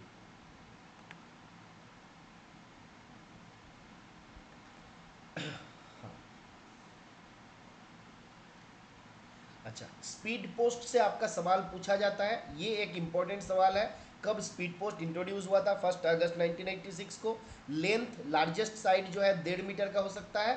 लेंथ प्लस ग्रेटेस्ट सरकमफेरेंस जो है ये आपका 3 मीटर का हो सकता है। तो ये सवाल एग्जाम पे बहुत बार पूछता है, स्पीड पोस्ट का मैक्सिमम डायमेंशन कितना हो सकता है, तो लेंथ प्लस ग्रेटेस्ट सरकमफेरेंस मिला के 3 मीटर। वजन वगैरह सभी लोग जानते हैं, इसमें कुछ बताने का है नहीं। इंश्योरेंस मैक्सिमम 1 लाख का हो सकता है। POD मतलब प्रूफ ऑफ डिलीवरी, इसका कॉस्ट कितना है, तो 10 रुपया पर आर्टिकल प्लस GST, तो 10 प्लस GST। स्पीड पोस्ट को कब पार्सल ट्रीट किया जाएगा, ये बहुत इंपॉर्टेंट है। स्पीड पोस्ट को कब पार्सल ट्रीट किया जाएगा आपके एग्जाम पे पूछा जा सकता है, तीनों ऑप्शन दे देगा। Weight of the article exceeds 500 ग्राम, 500 ग्राम से ज़्यादा हो जाता है। डायमेंशन जो है 38 centimetre 27 centimetre by 2 centimetre, 38 centimetre 27 centimetre by 2 centimetre, इससे एक्सीड हो जाता है, या फिर मर्चेंडाइज डिक्लेयर किया है। इन तीनों कंडीशन में इसको हम लोग क्या ट्रीट करेंगे, पार्सल ट्रीट करेंगे। और उसको NSH या ICH में भेजने के बदले हम लोग उसको पार्सल हब में भेजेंगे, है ना। पार्सल हब कितने प्रकार का होता है, तो 2 प्रकार का होता है, एक होता है एलॉन और एक होता है L2, है ना। तो हम लोग एलॉन L2 पार्सल हब में भेजेंगे वैसा केस में। स्पीड पोस्ट का टैरिफ कितना है, तो यहाँ पे आपका दिया गया। एटलीस्ट पहला वाला टैरिफ 50 ग्राम वाला याद कर लीजिएगा कि म्यूनिसिपैलिटी के भीतर विद इन लोकल लिमिट 15 रुपया और बाकी सारा जो है 35 रुपया, ठीक है। तो ये आप याद कर सकते हैं, सवाल पूछा जा सकता है, ठीक है। आगे आता है डिलीवरी नॉर्म, ये खतरनाक इंपॉर्टेंट है, ये वाला खतरनाक इंपॉर्टेंट है। आपके एग्जाम पे कभी भी यहाँ से 1-2 नंबर का सवाल पूछा जा सकता है, ठीक है। याद रखना है, local, metro, state capital to state capital, same state और rest of the country, LMSSR। Local, metro, same state, sorry state capital, same state और रेस्ट ऑफ द कंट्री कितना है आपका, 12, 13, 14, 14, 45। तो इसको आपको याद रखना है, 1 से 2 दिन, 1 से 3 दिन, 1 से 4 दिन, 1 से 4 दिन और 1 4 से 5 दिन। तो local, metro, state capital to state capital, same state, rest of the country, LMSSC, LMSSR या SC आप जो भी बोल सकते हैं। रेस्ट ऑफ द कंट्री खाली याद रखिएगा, तो LMSSC आ जाएगा या फिर LMSSR आ जाएगा। तो 12, 13, 14, 14, 45। स्पीड पोस्ट अगर डिले हो जाएगा तो हम लोग क्या करते हैं, स्पीड पोस्ट चार्ज वापस कर देते हैं। अगर लॉस हो जाता है तो क्या करते हैं, मैक्सिमम 1000 और double the speed post charge, इन दोनों में विच एवर इज लेस हम कस्टमर को वो वापस कर देते हैं। मोड ऑफ पेमेंट क्या होता है, तो कस्टमर का घर पे जाके हम कंपेंसेशन देते हैं, ठीक है। ये बात बताया गया, ये बहुत इंपॉर्टेंट है। वॉक इन कस्टमर के लिए क्या डिस्काउंट दिया जाता है, तो 2000 से लेके 1 लाख तक के लिए 5% और 1 लाख से ज़्यादा हो जाएगा तो 10%। पर कंडीशन क्या है, एड्रेस जो हमारा सेंडर है वो सेम होना चाहिए, सेंडर जो है वो सेम होना चाहिए, irrespective of number of booking, उसमें कोई फ़र्क नहीं पड़ता है, पर भेजने वाला एक ही होना चाहिए, एक से ज़्यादा भेजने वाला नहीं होना चाहिए, ठीक है। 5% और 10%, 2000 से लेके 1 लाख तक 5% और 1 लाख एक्सीड हो जाएगा तो 10%। जो हमारा कॉर्पोरेट कस्टमर रहता है, बल्क कस्टमर रहता है, उन लोगों को भी हम डिस्काउंट देते हैं। कितना देते हैं, तो आपसे कभी कभी सवाल पूछते हैं मैक्सिमम कितना डिस्काउंट देते हैं, तो स्पीड पोस्ट में मैक्सिमम डिस्काउंट है 30%, इसको याद रखना है। कितना होता है, तो आपका यहाँ पे 5 स्लैब रखा गया, 50,000 से ज़्यादा 5 लाख तक, फिर 5 से ज़्यादा 25 लाख तक, 25 से ज़्यादा 1 करोड़ तक, 1 करोड़ से ज़्यादा 5 करोड़ तक और मोर देन 5 करोड़। और इसका देखिए हर एक में 5-5 का गैप है, हर एक में 5-5 का गैप है। तो यहाँ पे 5 लाख, 25 लाख, 1 करोड़, 5 करोड़ और मोर देन 5 करोड़, और यहाँ पे 10, 15, 20, 25, 30। तो इसको आपको याद रख लेना है। यहाँ से भी एक 2 नंबर का सवाल जरूर पूछ सकता है एग्जाम पे, ठीक है, इसको याद रख लेना है। फिर क्या बोला कि अगर एडवांस डिपॉजिट फैसिलिटी अगर कोई लेता है या फिर at the time of booking ही पैसा दे देता है तो उसको हम लोग 1% एडिशनल डिस्काउंट देते हैं। अगर eight the time of booking कोई पेमेंट करता है तो 1% एडिशनल डिस्काउंट दिया जाएगा। अगर कोई आदमी मंथली रेवेन्यू देता है 25 लाख से ज़्यादा, मंथली रेवेन्यू 25 लाख से ज़्यादा देता है तो उसको हम एडिशनल 2% डिस्काउंट देते हैं। पर कंडीशन क्या है, बुकिंग डेटा जो है वो इलेक्ट्रॉनिक फॉर्म में देना है, नहीं तो कमीशन जो है वो आपका आधा हो जाएगा, ठीक है, इसको भी ध्यान रखना है। इसके अलावा आता है बिजनेस पार्सल, जिसको हम लोग बीपी भी बोलते हैं। तो हम लोग जानते हैं कि ये केवल कॉन्ट्रेक्चुअल कस्टमर को दिया जाता है। एडवांस डिपॉजिट, बीएनपीएल का फैसिलिटी दोनों अवेलेबल है, कोई रिडायरेक्शन अवेलेबल नहीं है, सरफेस ट्रांसमिशन ही होगा, एयर ट्रांसमिशन नहीं होगा, डोर टू डोर डिलीवरी होगा। सीओडी मैक्सिमम 50,000 का हो सकता है, मिनिमम वजन है 2 kg, मैक्सिमम है 35 kg। डायमेंशन याद रखिएगा 150 सेंटीमीटर, जैसे हम लोग स्पीड में देखे थे कितना था, स्पीड में भी 150 सेंटीमीटर ही देखे थे। Length plus greatest circumference 3 metre ही देखे थे। तो स्पीड का और बिजनेस पार्सल का दोनों का सेम है, ठीक है। यहाँ पे भी देखिए length plus greatest circumference maximum 300 centimetre यानी कि 3 मीटर। इसमें भी आपका कंपेंसेशन को याद रखना है 500 रुपये, और actual price of the business parcel whichever is less, इन दोनों में जो भी कम होगा उतना अमाउंट का कंपेंसेशन हम देते हैं। ट्रांजिट नॉर्म में क्या है, तो आपको इसको याद रखना है, local, metro, state capital, same state, rest of the country, 3, 4, 5, 4, 6, 3, 6, 6, 7। तो लोकल में होगा तो 3 दिन, मेट्रो में होगा तो 4 से 5, same state capital to state capital तो 4 से 6, सेम स्टेट में होगा आपका 3 से 6, और रेस्ट ऑफ द कंट्री होगा तो 6 से 7। तो यहाँ से भी एक सवाल आपके एग्जाम पे पूछा जा सकता है, इसको याद कर लेना है। देखिए 3, 4, 5, 46, 36, 67, 3, 4, 5, 46, 36, 67, ठीक है। Local, metro, state capital to state capital, same state और रेस्ट ऑफ द कंट्री। यहाँ पे डिस्काउंट कितना देते हैं, तो मैक्सिमम यहाँ पे हम 20% का डिस्काउंट देते हैं अगर 5 करोड़ से ज़्यादा बिजनेस देगा तो 50,000 एक से लेके 5 लाख, फिर 5 लाख से 25 लाख, 25 लाख से 1 करोड़, 1 करोड़ से 5 करोड़, और 5 करोड़ से ज़्यादा। और यहाँ पे आपका 3-3 का गैप है, सब में देखिए 3-3 का गैप है, 3-3 का गैप है, लास्ट में जाके केवल 4 का गैप है, बाकी सब 3-3 का है। तो 7, 10, 13, 16, 20, तो ये हमारा बिजनेस पार्सल में हमारा डिस्काउंट रहता है। तो इसको भी याद रख लेना है, सवाल पूछा जा सकता है। आगे सीओडी के बारे में हम बात कर रहे थे, तो सीओडी में भी आपका क्या होता है, आपका सीओडी में भी हम लोग मैक्सिमम हमको कमीशन भी मिलता है। कितना कमीशन मिलता है आगे हम लोग देखेंगे। मैक्सिमम वैल्यू होता है 50,000 का, इसको याद रखना है, कॉन्ट्रेक्चुअल कस्टमर ही रहेगा। और अमाउंट 6,500 तक अगर रिकवरी किया जा रहा है, अगर अमाउंट 6,500 तक रिकवरी किया जा रहा है तो 1.6% of the amount recovered, amount जितना मान लीजिए कि 5,000 का हो रहा है ना, तो उस हिसाब से आप मल्टीप्लाई करिए 1.6% से, तो उतना अमाउंट जो है हमको लेना है, ठीक है। तो 6,500 तक के लिए होगा तो 1.6% ऑफ द अमाउंट रिकवर्ड। अगर 6,500 से ज़्यादा होगा तो वहाँ पे 100 रुपया प्लस 1% ऑफ अमाउंट एक्सीडिंग 6,500। तो इसको थोड़ा देख लेना है, याद रख लेना है। ये वाला सवाल आपको पूछा जा सकता है क्योंकि पहले ये 5,000 का स्लैब हुआ करता था, तो क्योंकि ये चेंज हुआ है इसलिए ये बहुत ज़्यादा इंपॉर्टेंट है, इसको ध्यान देना है। सवाल यहाँ से आपका पूछ सकता है 6,500 तक होगा तो 1.6%, 6,500 से ज़्यादा होगा तो 100 प्लस 1%, ठीक है। मीडिया पोस्ट क्या है, इसके भीतर हम लोग एडवर्टाइजमेंट वगैरह करते हैं, है ना। जैसे आपका मान लीजिए हमारा पोस्ट कार्ड है, आईएलसी है, एरोग्राम है, एनवेलॉप है, ये सब में हम एडवर्टाइजमेंट कर सकते हैं। मेघदूत पोस्ट कार्ड, आपका पीओएसबी पासबुक, तो कितना नंबर लेने पे हम एडवर्टाइजमेंट देते हैं उसका नंबर यहाँ पे आपका दिया गया, आप चाहे तो इसको याद कर सकते हैं, ठीक है। कितना चार्जेस लगता है वो भी आपका दिया गया है एडवर्टाइजमेंट के लिए। लॉजिस्टिक पोस्ट, ये भी हमारा बड़ा वाला एक पोस्ट है बट बहुत ज़्यादा पब्लिसिटी इसका नहीं है, और इसका कोई फिक्स टैरिफ इंडिया पोस्ट के वेबसाइट में कहीं पे भी नहीं दिया गया है। मैक्सिमम मिनिमम वजन इसका दिया गया 50 kg, मैक्सिमम वजन का कोई लिमिट नहीं है। Posted at designated post office only, कुछ डेजिग्नेटेड गिने चुने पोस्ट ऑफिस में ही होता है। डॉकेटिंग का चार्ज याद रख लीजिएगा 100 रुपया, डॉकेटिंग का चार्ज याद रख लीजिएगा 100 रुपया। और 2 टर्म याद रख लीजिएगा, लेस देन ट्रैक लोड का होता है एलटीएल और फुल ट्रैक लोड का होता है एफटीएल। जहाँ पे आप पूरा एक गाड़ी बुक करना चाहते हो तो उसको हम बोलेंगे एफटीएल, जहाँ पे आप पूरा गाड़ी नहीं कुछ सामान भेजना चाहते हो तो वो आपका हो जाएगा LTL। ठीक है। उसके बाद डायरेक्ट पोस्ट होता है, जैसे न्यूज़पेपर वगैरह के भीतर देखिएगा लिफाफा भेजा जाता है, लिफाफा सॉरी लिफाफा नहीं, आपका कुछ एडवर्टाइजमेंट भेजा जाता है, जैसे ये कोचिंग सेंटर में आइए, ये कोचिंग सेंटर बहुत अच्छा पढ़ाता है, तो वो आपका क्या होता है डायरेक्ट पोस्ट होता है। इसी प्रकार का letter card, brochure, questionnaire, pamphlet, sample paper, samples, coupon, poster, ये सारा जो है डायरेक्ट पोस्ट में भेजा जा सकता है। साइज याद रख लीजिएगा, इसका पूछता है A3 साइज का रहेगा।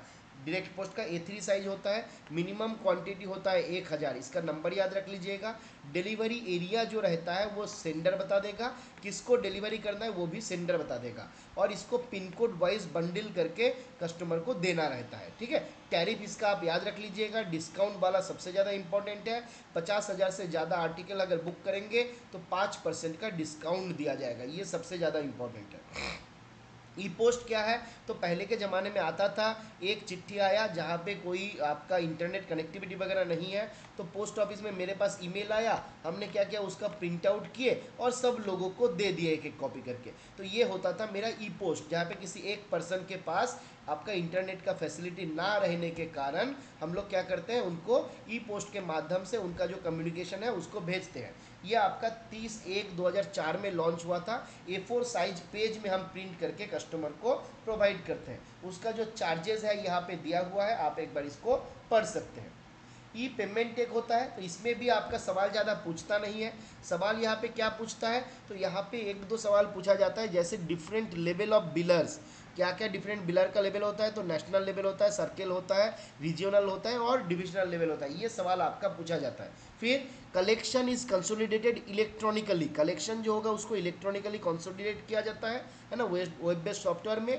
पर पेमेंट जो होता है उसको किया जाता है through cheque by the specified post office of biller choice, biller जिस पोस्ट ऑफिस को आपका चॉइस करेगा उसी जगह से आपका ये चेक पेमेंट किया जाएगा। टैरिफ कितना है, तो ये टैरिफ आप याद रख सकते हैं, 1000 तक होगा तो 5 रुपया, 1000 से ज़्यादा 2500 तक होगा तो 10, 5, 10, 15, 20, 1000, 2500, 5000 और 5000 से अबो। ठीक है। EMO सभी लोग जानते हैं, इसमें मिनिमम मैक्सिमम 1 रुपया, 5000 रुपया हम लोग जानते हैं। EMO फॉर्म को इंग्लिश में, हिंदी में और लोकल लैंग्वेज में भरा जा सकता है।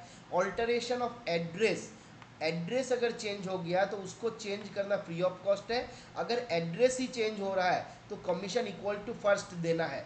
ये बहुत इंपॉर्टेंट है, इन दोनों के भीतर एक आपके सवाल में पूछेगा एग्जाम पे, ऑल्टरेशन ऑफ एड्रेस ही और ऑल्टरेशन ऑफ एड्रेस।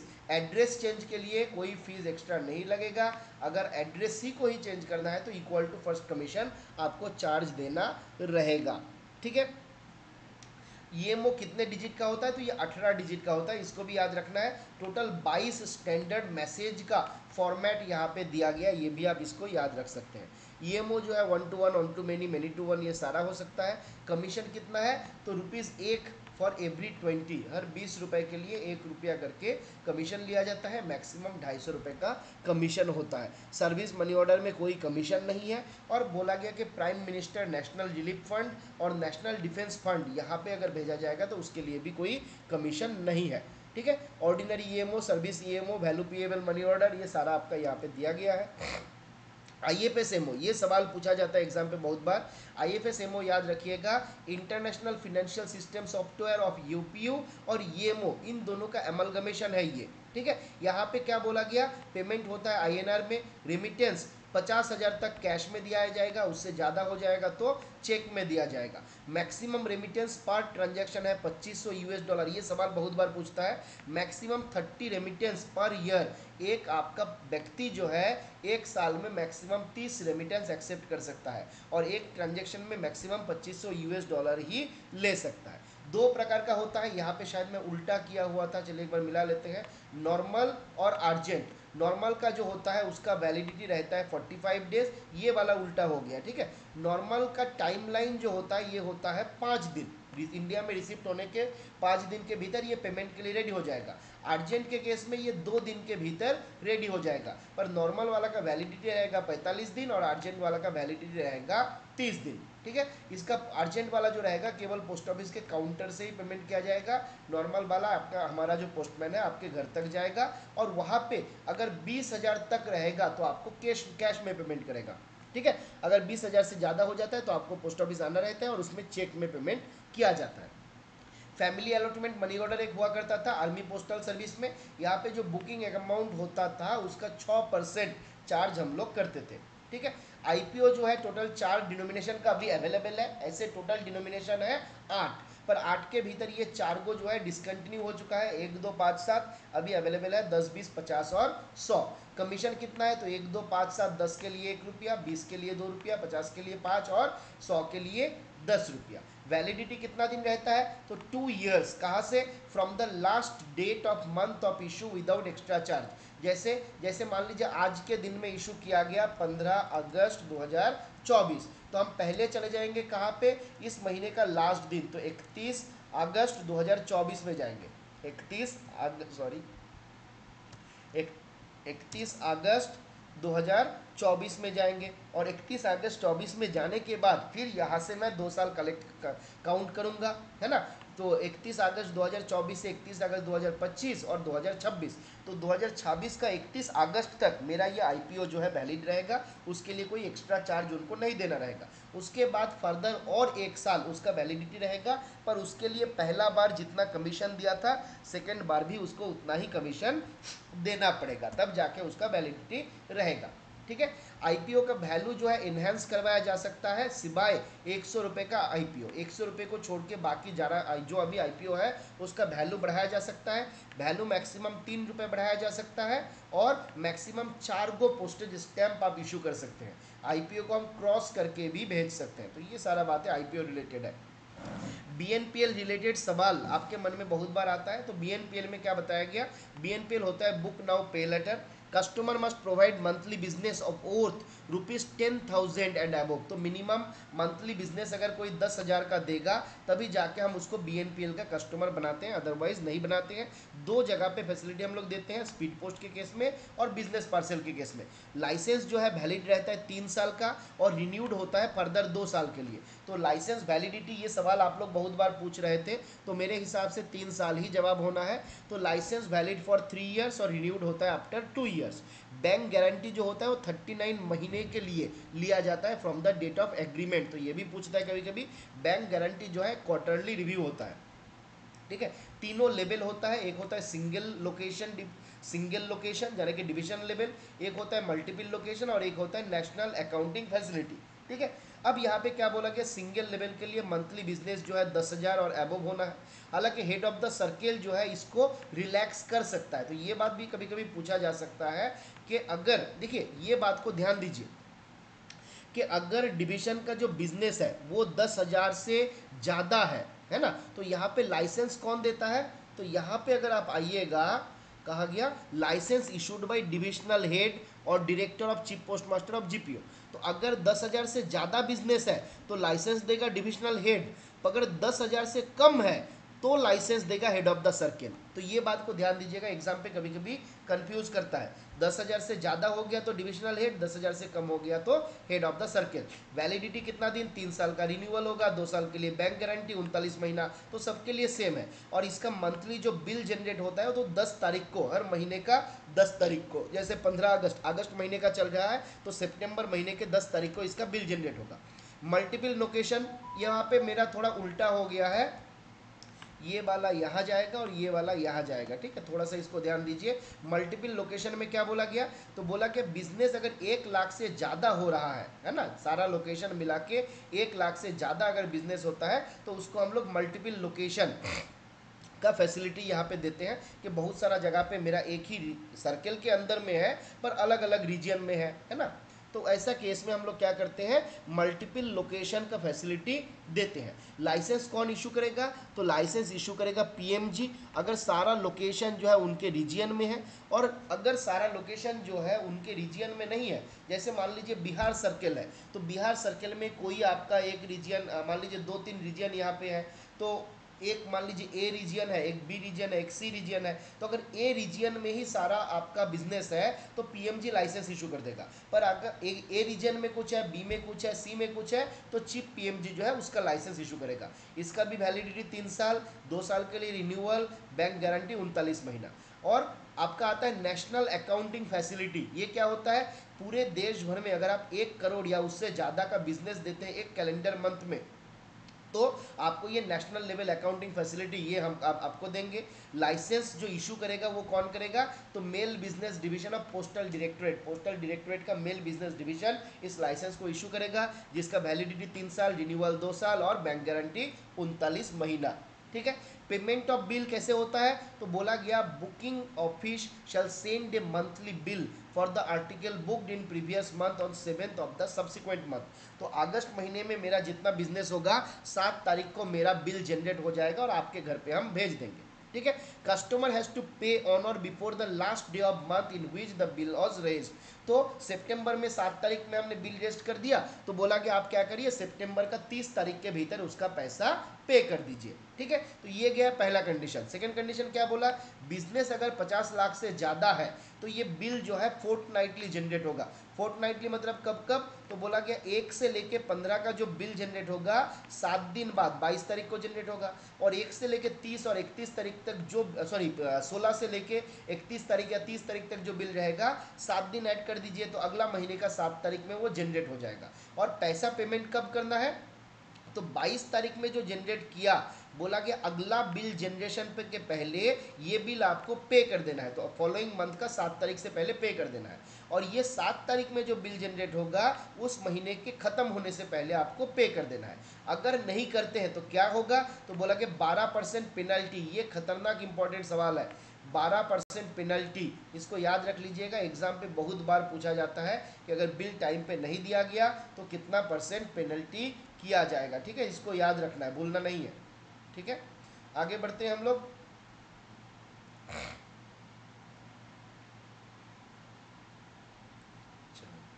अच्छा, यहाँ पे हम एक गलत बोले थे, यहाँ पे मंथली स्टेटमेंट एक बना के डिविजनल हेड को भेजना रहता है, हेड ऑफ द सर्कल और रीजन हेड के पास। ठीक है, ये बिल जनरेशन नहीं है, मेरे महीने भर में कितना बिजनेस हुआ उसका एक स्टेटमेंट डिविजनल हेड भेजता है, रीजनल हेड या हेड ऑफ द सर्कल के पास। ठीक है।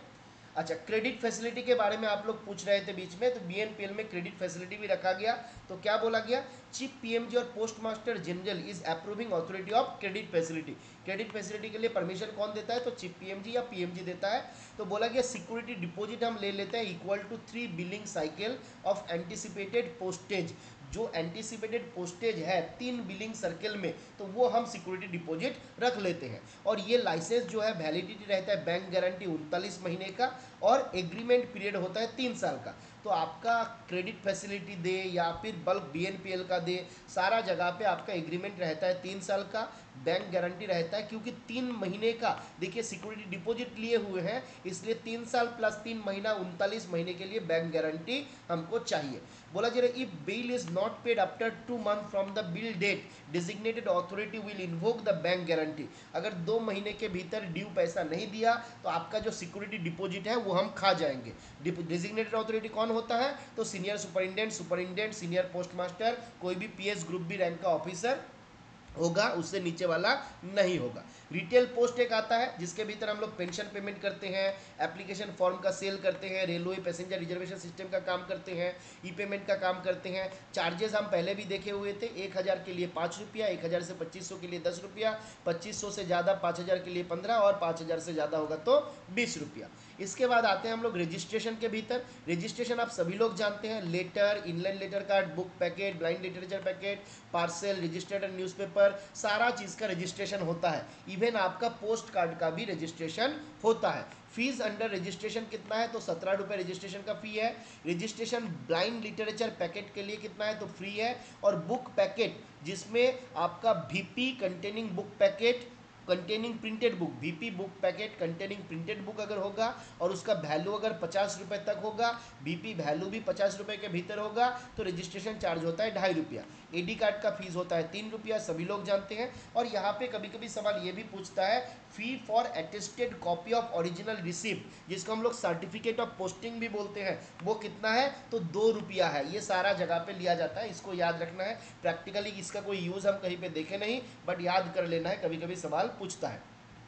पार्सेल का वजन आपका कब कब रजिस्ट्रेशन मैंडेटरी होता है, तो पार्सेल 4 kg से ज़्यादा हो गया तो इंश्योर्ड हो गया, तो आपका ये सारा तो जानते ही है, सुपरस्क्रिप्शन रजिस्टर्ड। यहाँ पे इंपॉर्टेंट बात, चलिए अच्छा बोला जा रहा है एनी मैगजीन और पीरियडिकल प्रिंटेड और published abroad but posted in India whose price copy exceeds ₹20, तो उसके केस में भी रजिस्ट्रेशन मैंडेटरी हो जाता है। Flat rate box of parcel exceeding 4 kg may be send unregistered, तो ये सवाल भी कभी कभी आपसे पूछ सकता है। अगर फ्लैट रेट बॉक्स के माध्यम से पार्सल भेजा जा रहा है तो 4 kg से ऊपर वाला पार्सल भी आपका बिना रजिस्ट्रेशन का भेजा जा सकता है, तो ये एक इंपॉर्टेंट बात है। वीपी हम लोग जानते हैं 5,000 तक होता है, और इंश्योरेंस कंपलसरी हो जाता है अगर वीपी वैल्यू 1,500 से ज़्यादा हो जाता है। ये सवाल बहुत बार एग्जाम पे पूछता है कि when insurance is compulsory in case of BP article, तो बीपी वैल्यू जो है 1,500 एक्सीड करेगा तो इंश्योरेंस आपका कंपलसरी हो जाएगा, ठीक है। अब क्या क्या बोला गया यहाँ पे, बीपी में कितना पैसा हम लोग चार्ज करते हैं, तो बोला गया आपका 20 रुपये तक होगा तो बीपी वैल्यू 2 रुपया, बीपी का वैल्यू अगर 20 रुपये से ज़्यादा 50 तक होगा तो 3 रुपया, 50 से ज़्यादा हो जाएगा तो 5 रुपये, तो 2 3 5 इसको आपको याद रखना है। और अगर क्लेम जो है बोला गया 90 डेज के भीतर बीपी का क्लेम जो है कर लेना है, नहीं तो हो सकता है सेंट्रल गवर्नमेंट जो है अपना लायबिलिटी नहीं लेगा, तो ये भी सवाल पूछता है। इंश्योरेंस से आपका सवाल पूछा जाता है कि मैक्सिमम इंश्योरेंस कितने का होता है, तो अगर गोल्ड सिल्वर ज्वेलरी बुलियंस है तो 1 लाख, अगर कैश करेंसी है तो 20,000, आर्टिकल अगर बीओ में बुक हो रहा है तो 600 रुपये, फॉरेन आर्टिकल है तो 20,000 रुपये। एडी जो है मैंडेटरी है एंड फ्री है, पर याद रखना है इनलैंड का एडी फ्री है, अगर फॉरेन का एडी है तो वो पैसा लगता है। फॉरेन का एडी को मतलब होता है एडवाइस ऑफ डिलीवरी, ठीक है, तो उसके लिए पैसा लगता है। इंश्योरेंस कवर नहीं एक्सेप्टेड रहेगा फॉर एक्ट ऑफ गॉड, मतलब मान लीजिए बाढ़ आ गया, भूकंप हो गया, या फिर मान लीजिए कुछ कुछ इस प्रकार का एक्टिविटी हो गया है ना, या फिर कहीं पे लड़ाई शुरू हो गया, वॉर हो गया, रायोट हो गया, सिविल कमोशन हो गया, है ना, तो ये सारा केस में इंश्योरेंस का कवर काम नहीं करेगा, ठीक है, तो ये याद रखना है। Insurance value shall not exceed real value of article, article का जो वैल्यू है उससे ज़्यादा नहीं हो सकता है, कम करने के लिए मना नहीं किया, ज़्यादा करने के लिए मना किया गया है, ठीक है, ये बात हमको याद रखना है। Compensation shall be payable within 1 month after the date on which intimation of loss is given by the sender to the post office and shall be payable thereafter within 30 days, तो जब हमारे पास लॉस का intimation दिया गया उसके एक महीने के भीतर हम कंपेंसेशन का पेमेंट का प्रोसीड्योर जो है शुरू कर देंगे, है ना। Compensation shall be payable within 1 month after the date on which intimation of loss is given by the sender, sender ने इंटीमेशन दिया उसके 1 महीने के भीतर हम कंपेंसेशन को पे कर देंगे। इंश्योरेंस का फीस कितना है ये भी सवाल पूछा जाता है, तो अप टू 200 रुपीज़ रहेगा तो 10 रुपया, 200 से ज़्यादा होगा तो 10 + 6 रुपया, ठीक है, पर एडिशनल 100, हरा एक सारा 100 के लिए आपका 100 रुपये 6 रुपये करके लगेगा। कॉन्ट्रेक्चुअल कस्टमर कितने के लिए है, तो कॉन्ट्रेक्चुअल कस्टमर के लिए बोला गया 200 के लिए 4 रुपया, एडिशनल 200 के एडिशनल जब भी हो जाएगा तो 1.5%, ठीक है, ये भी आपका याद रखना है, सवाल यहाँ से भी पूछा जा सकता है, खास करके कॉन्ट्रेक्चुअल कस्टमर वाला, इसको ध्यान दीजिएगा। आपसे सवाल पूछ देगा, नॉर्मली सबको ये वाला चार्ज याद रहता है, ये वाला याद नहीं रखता है, तो आपको याद रखना है कॉन्ट्रेक्चुअल कस्टमर बोलेगा तो यही वाला याद रखना है। फॉरेन आर्टिकल के केस में हर 500 रुपये के लिए 10 रुपया होता है इंश्योरेंस चार्ज, ये भी आप याद रख सकते हैं, फॉरेन के लिए 500 में 10 रुपया, ठीक है। फील्ड पोस्टल ऑर्डर वैल्यू कुछ इसका है नहीं, आज के दिन में काम कुछ है नहीं, बोला जा रहा है अवेलेबल होता है 6 डिनोमिनेशन में, आर्म पोस्टल वाला के लिए ये आपका एक्टिव रहता है, 4 महीना इसका वैलिडिटी रहता है, validity 4 month from the last date of month of issue, जिस दिन इशू किया गया उस महीने के एंड से लेके 4 महीना इसका वैलिडिटी रहता है विदाउट सेकेंड कमीशन, और सेकेंड कमीशन देते हुए 6 महीना 6 month on the payment of second commission after expiry of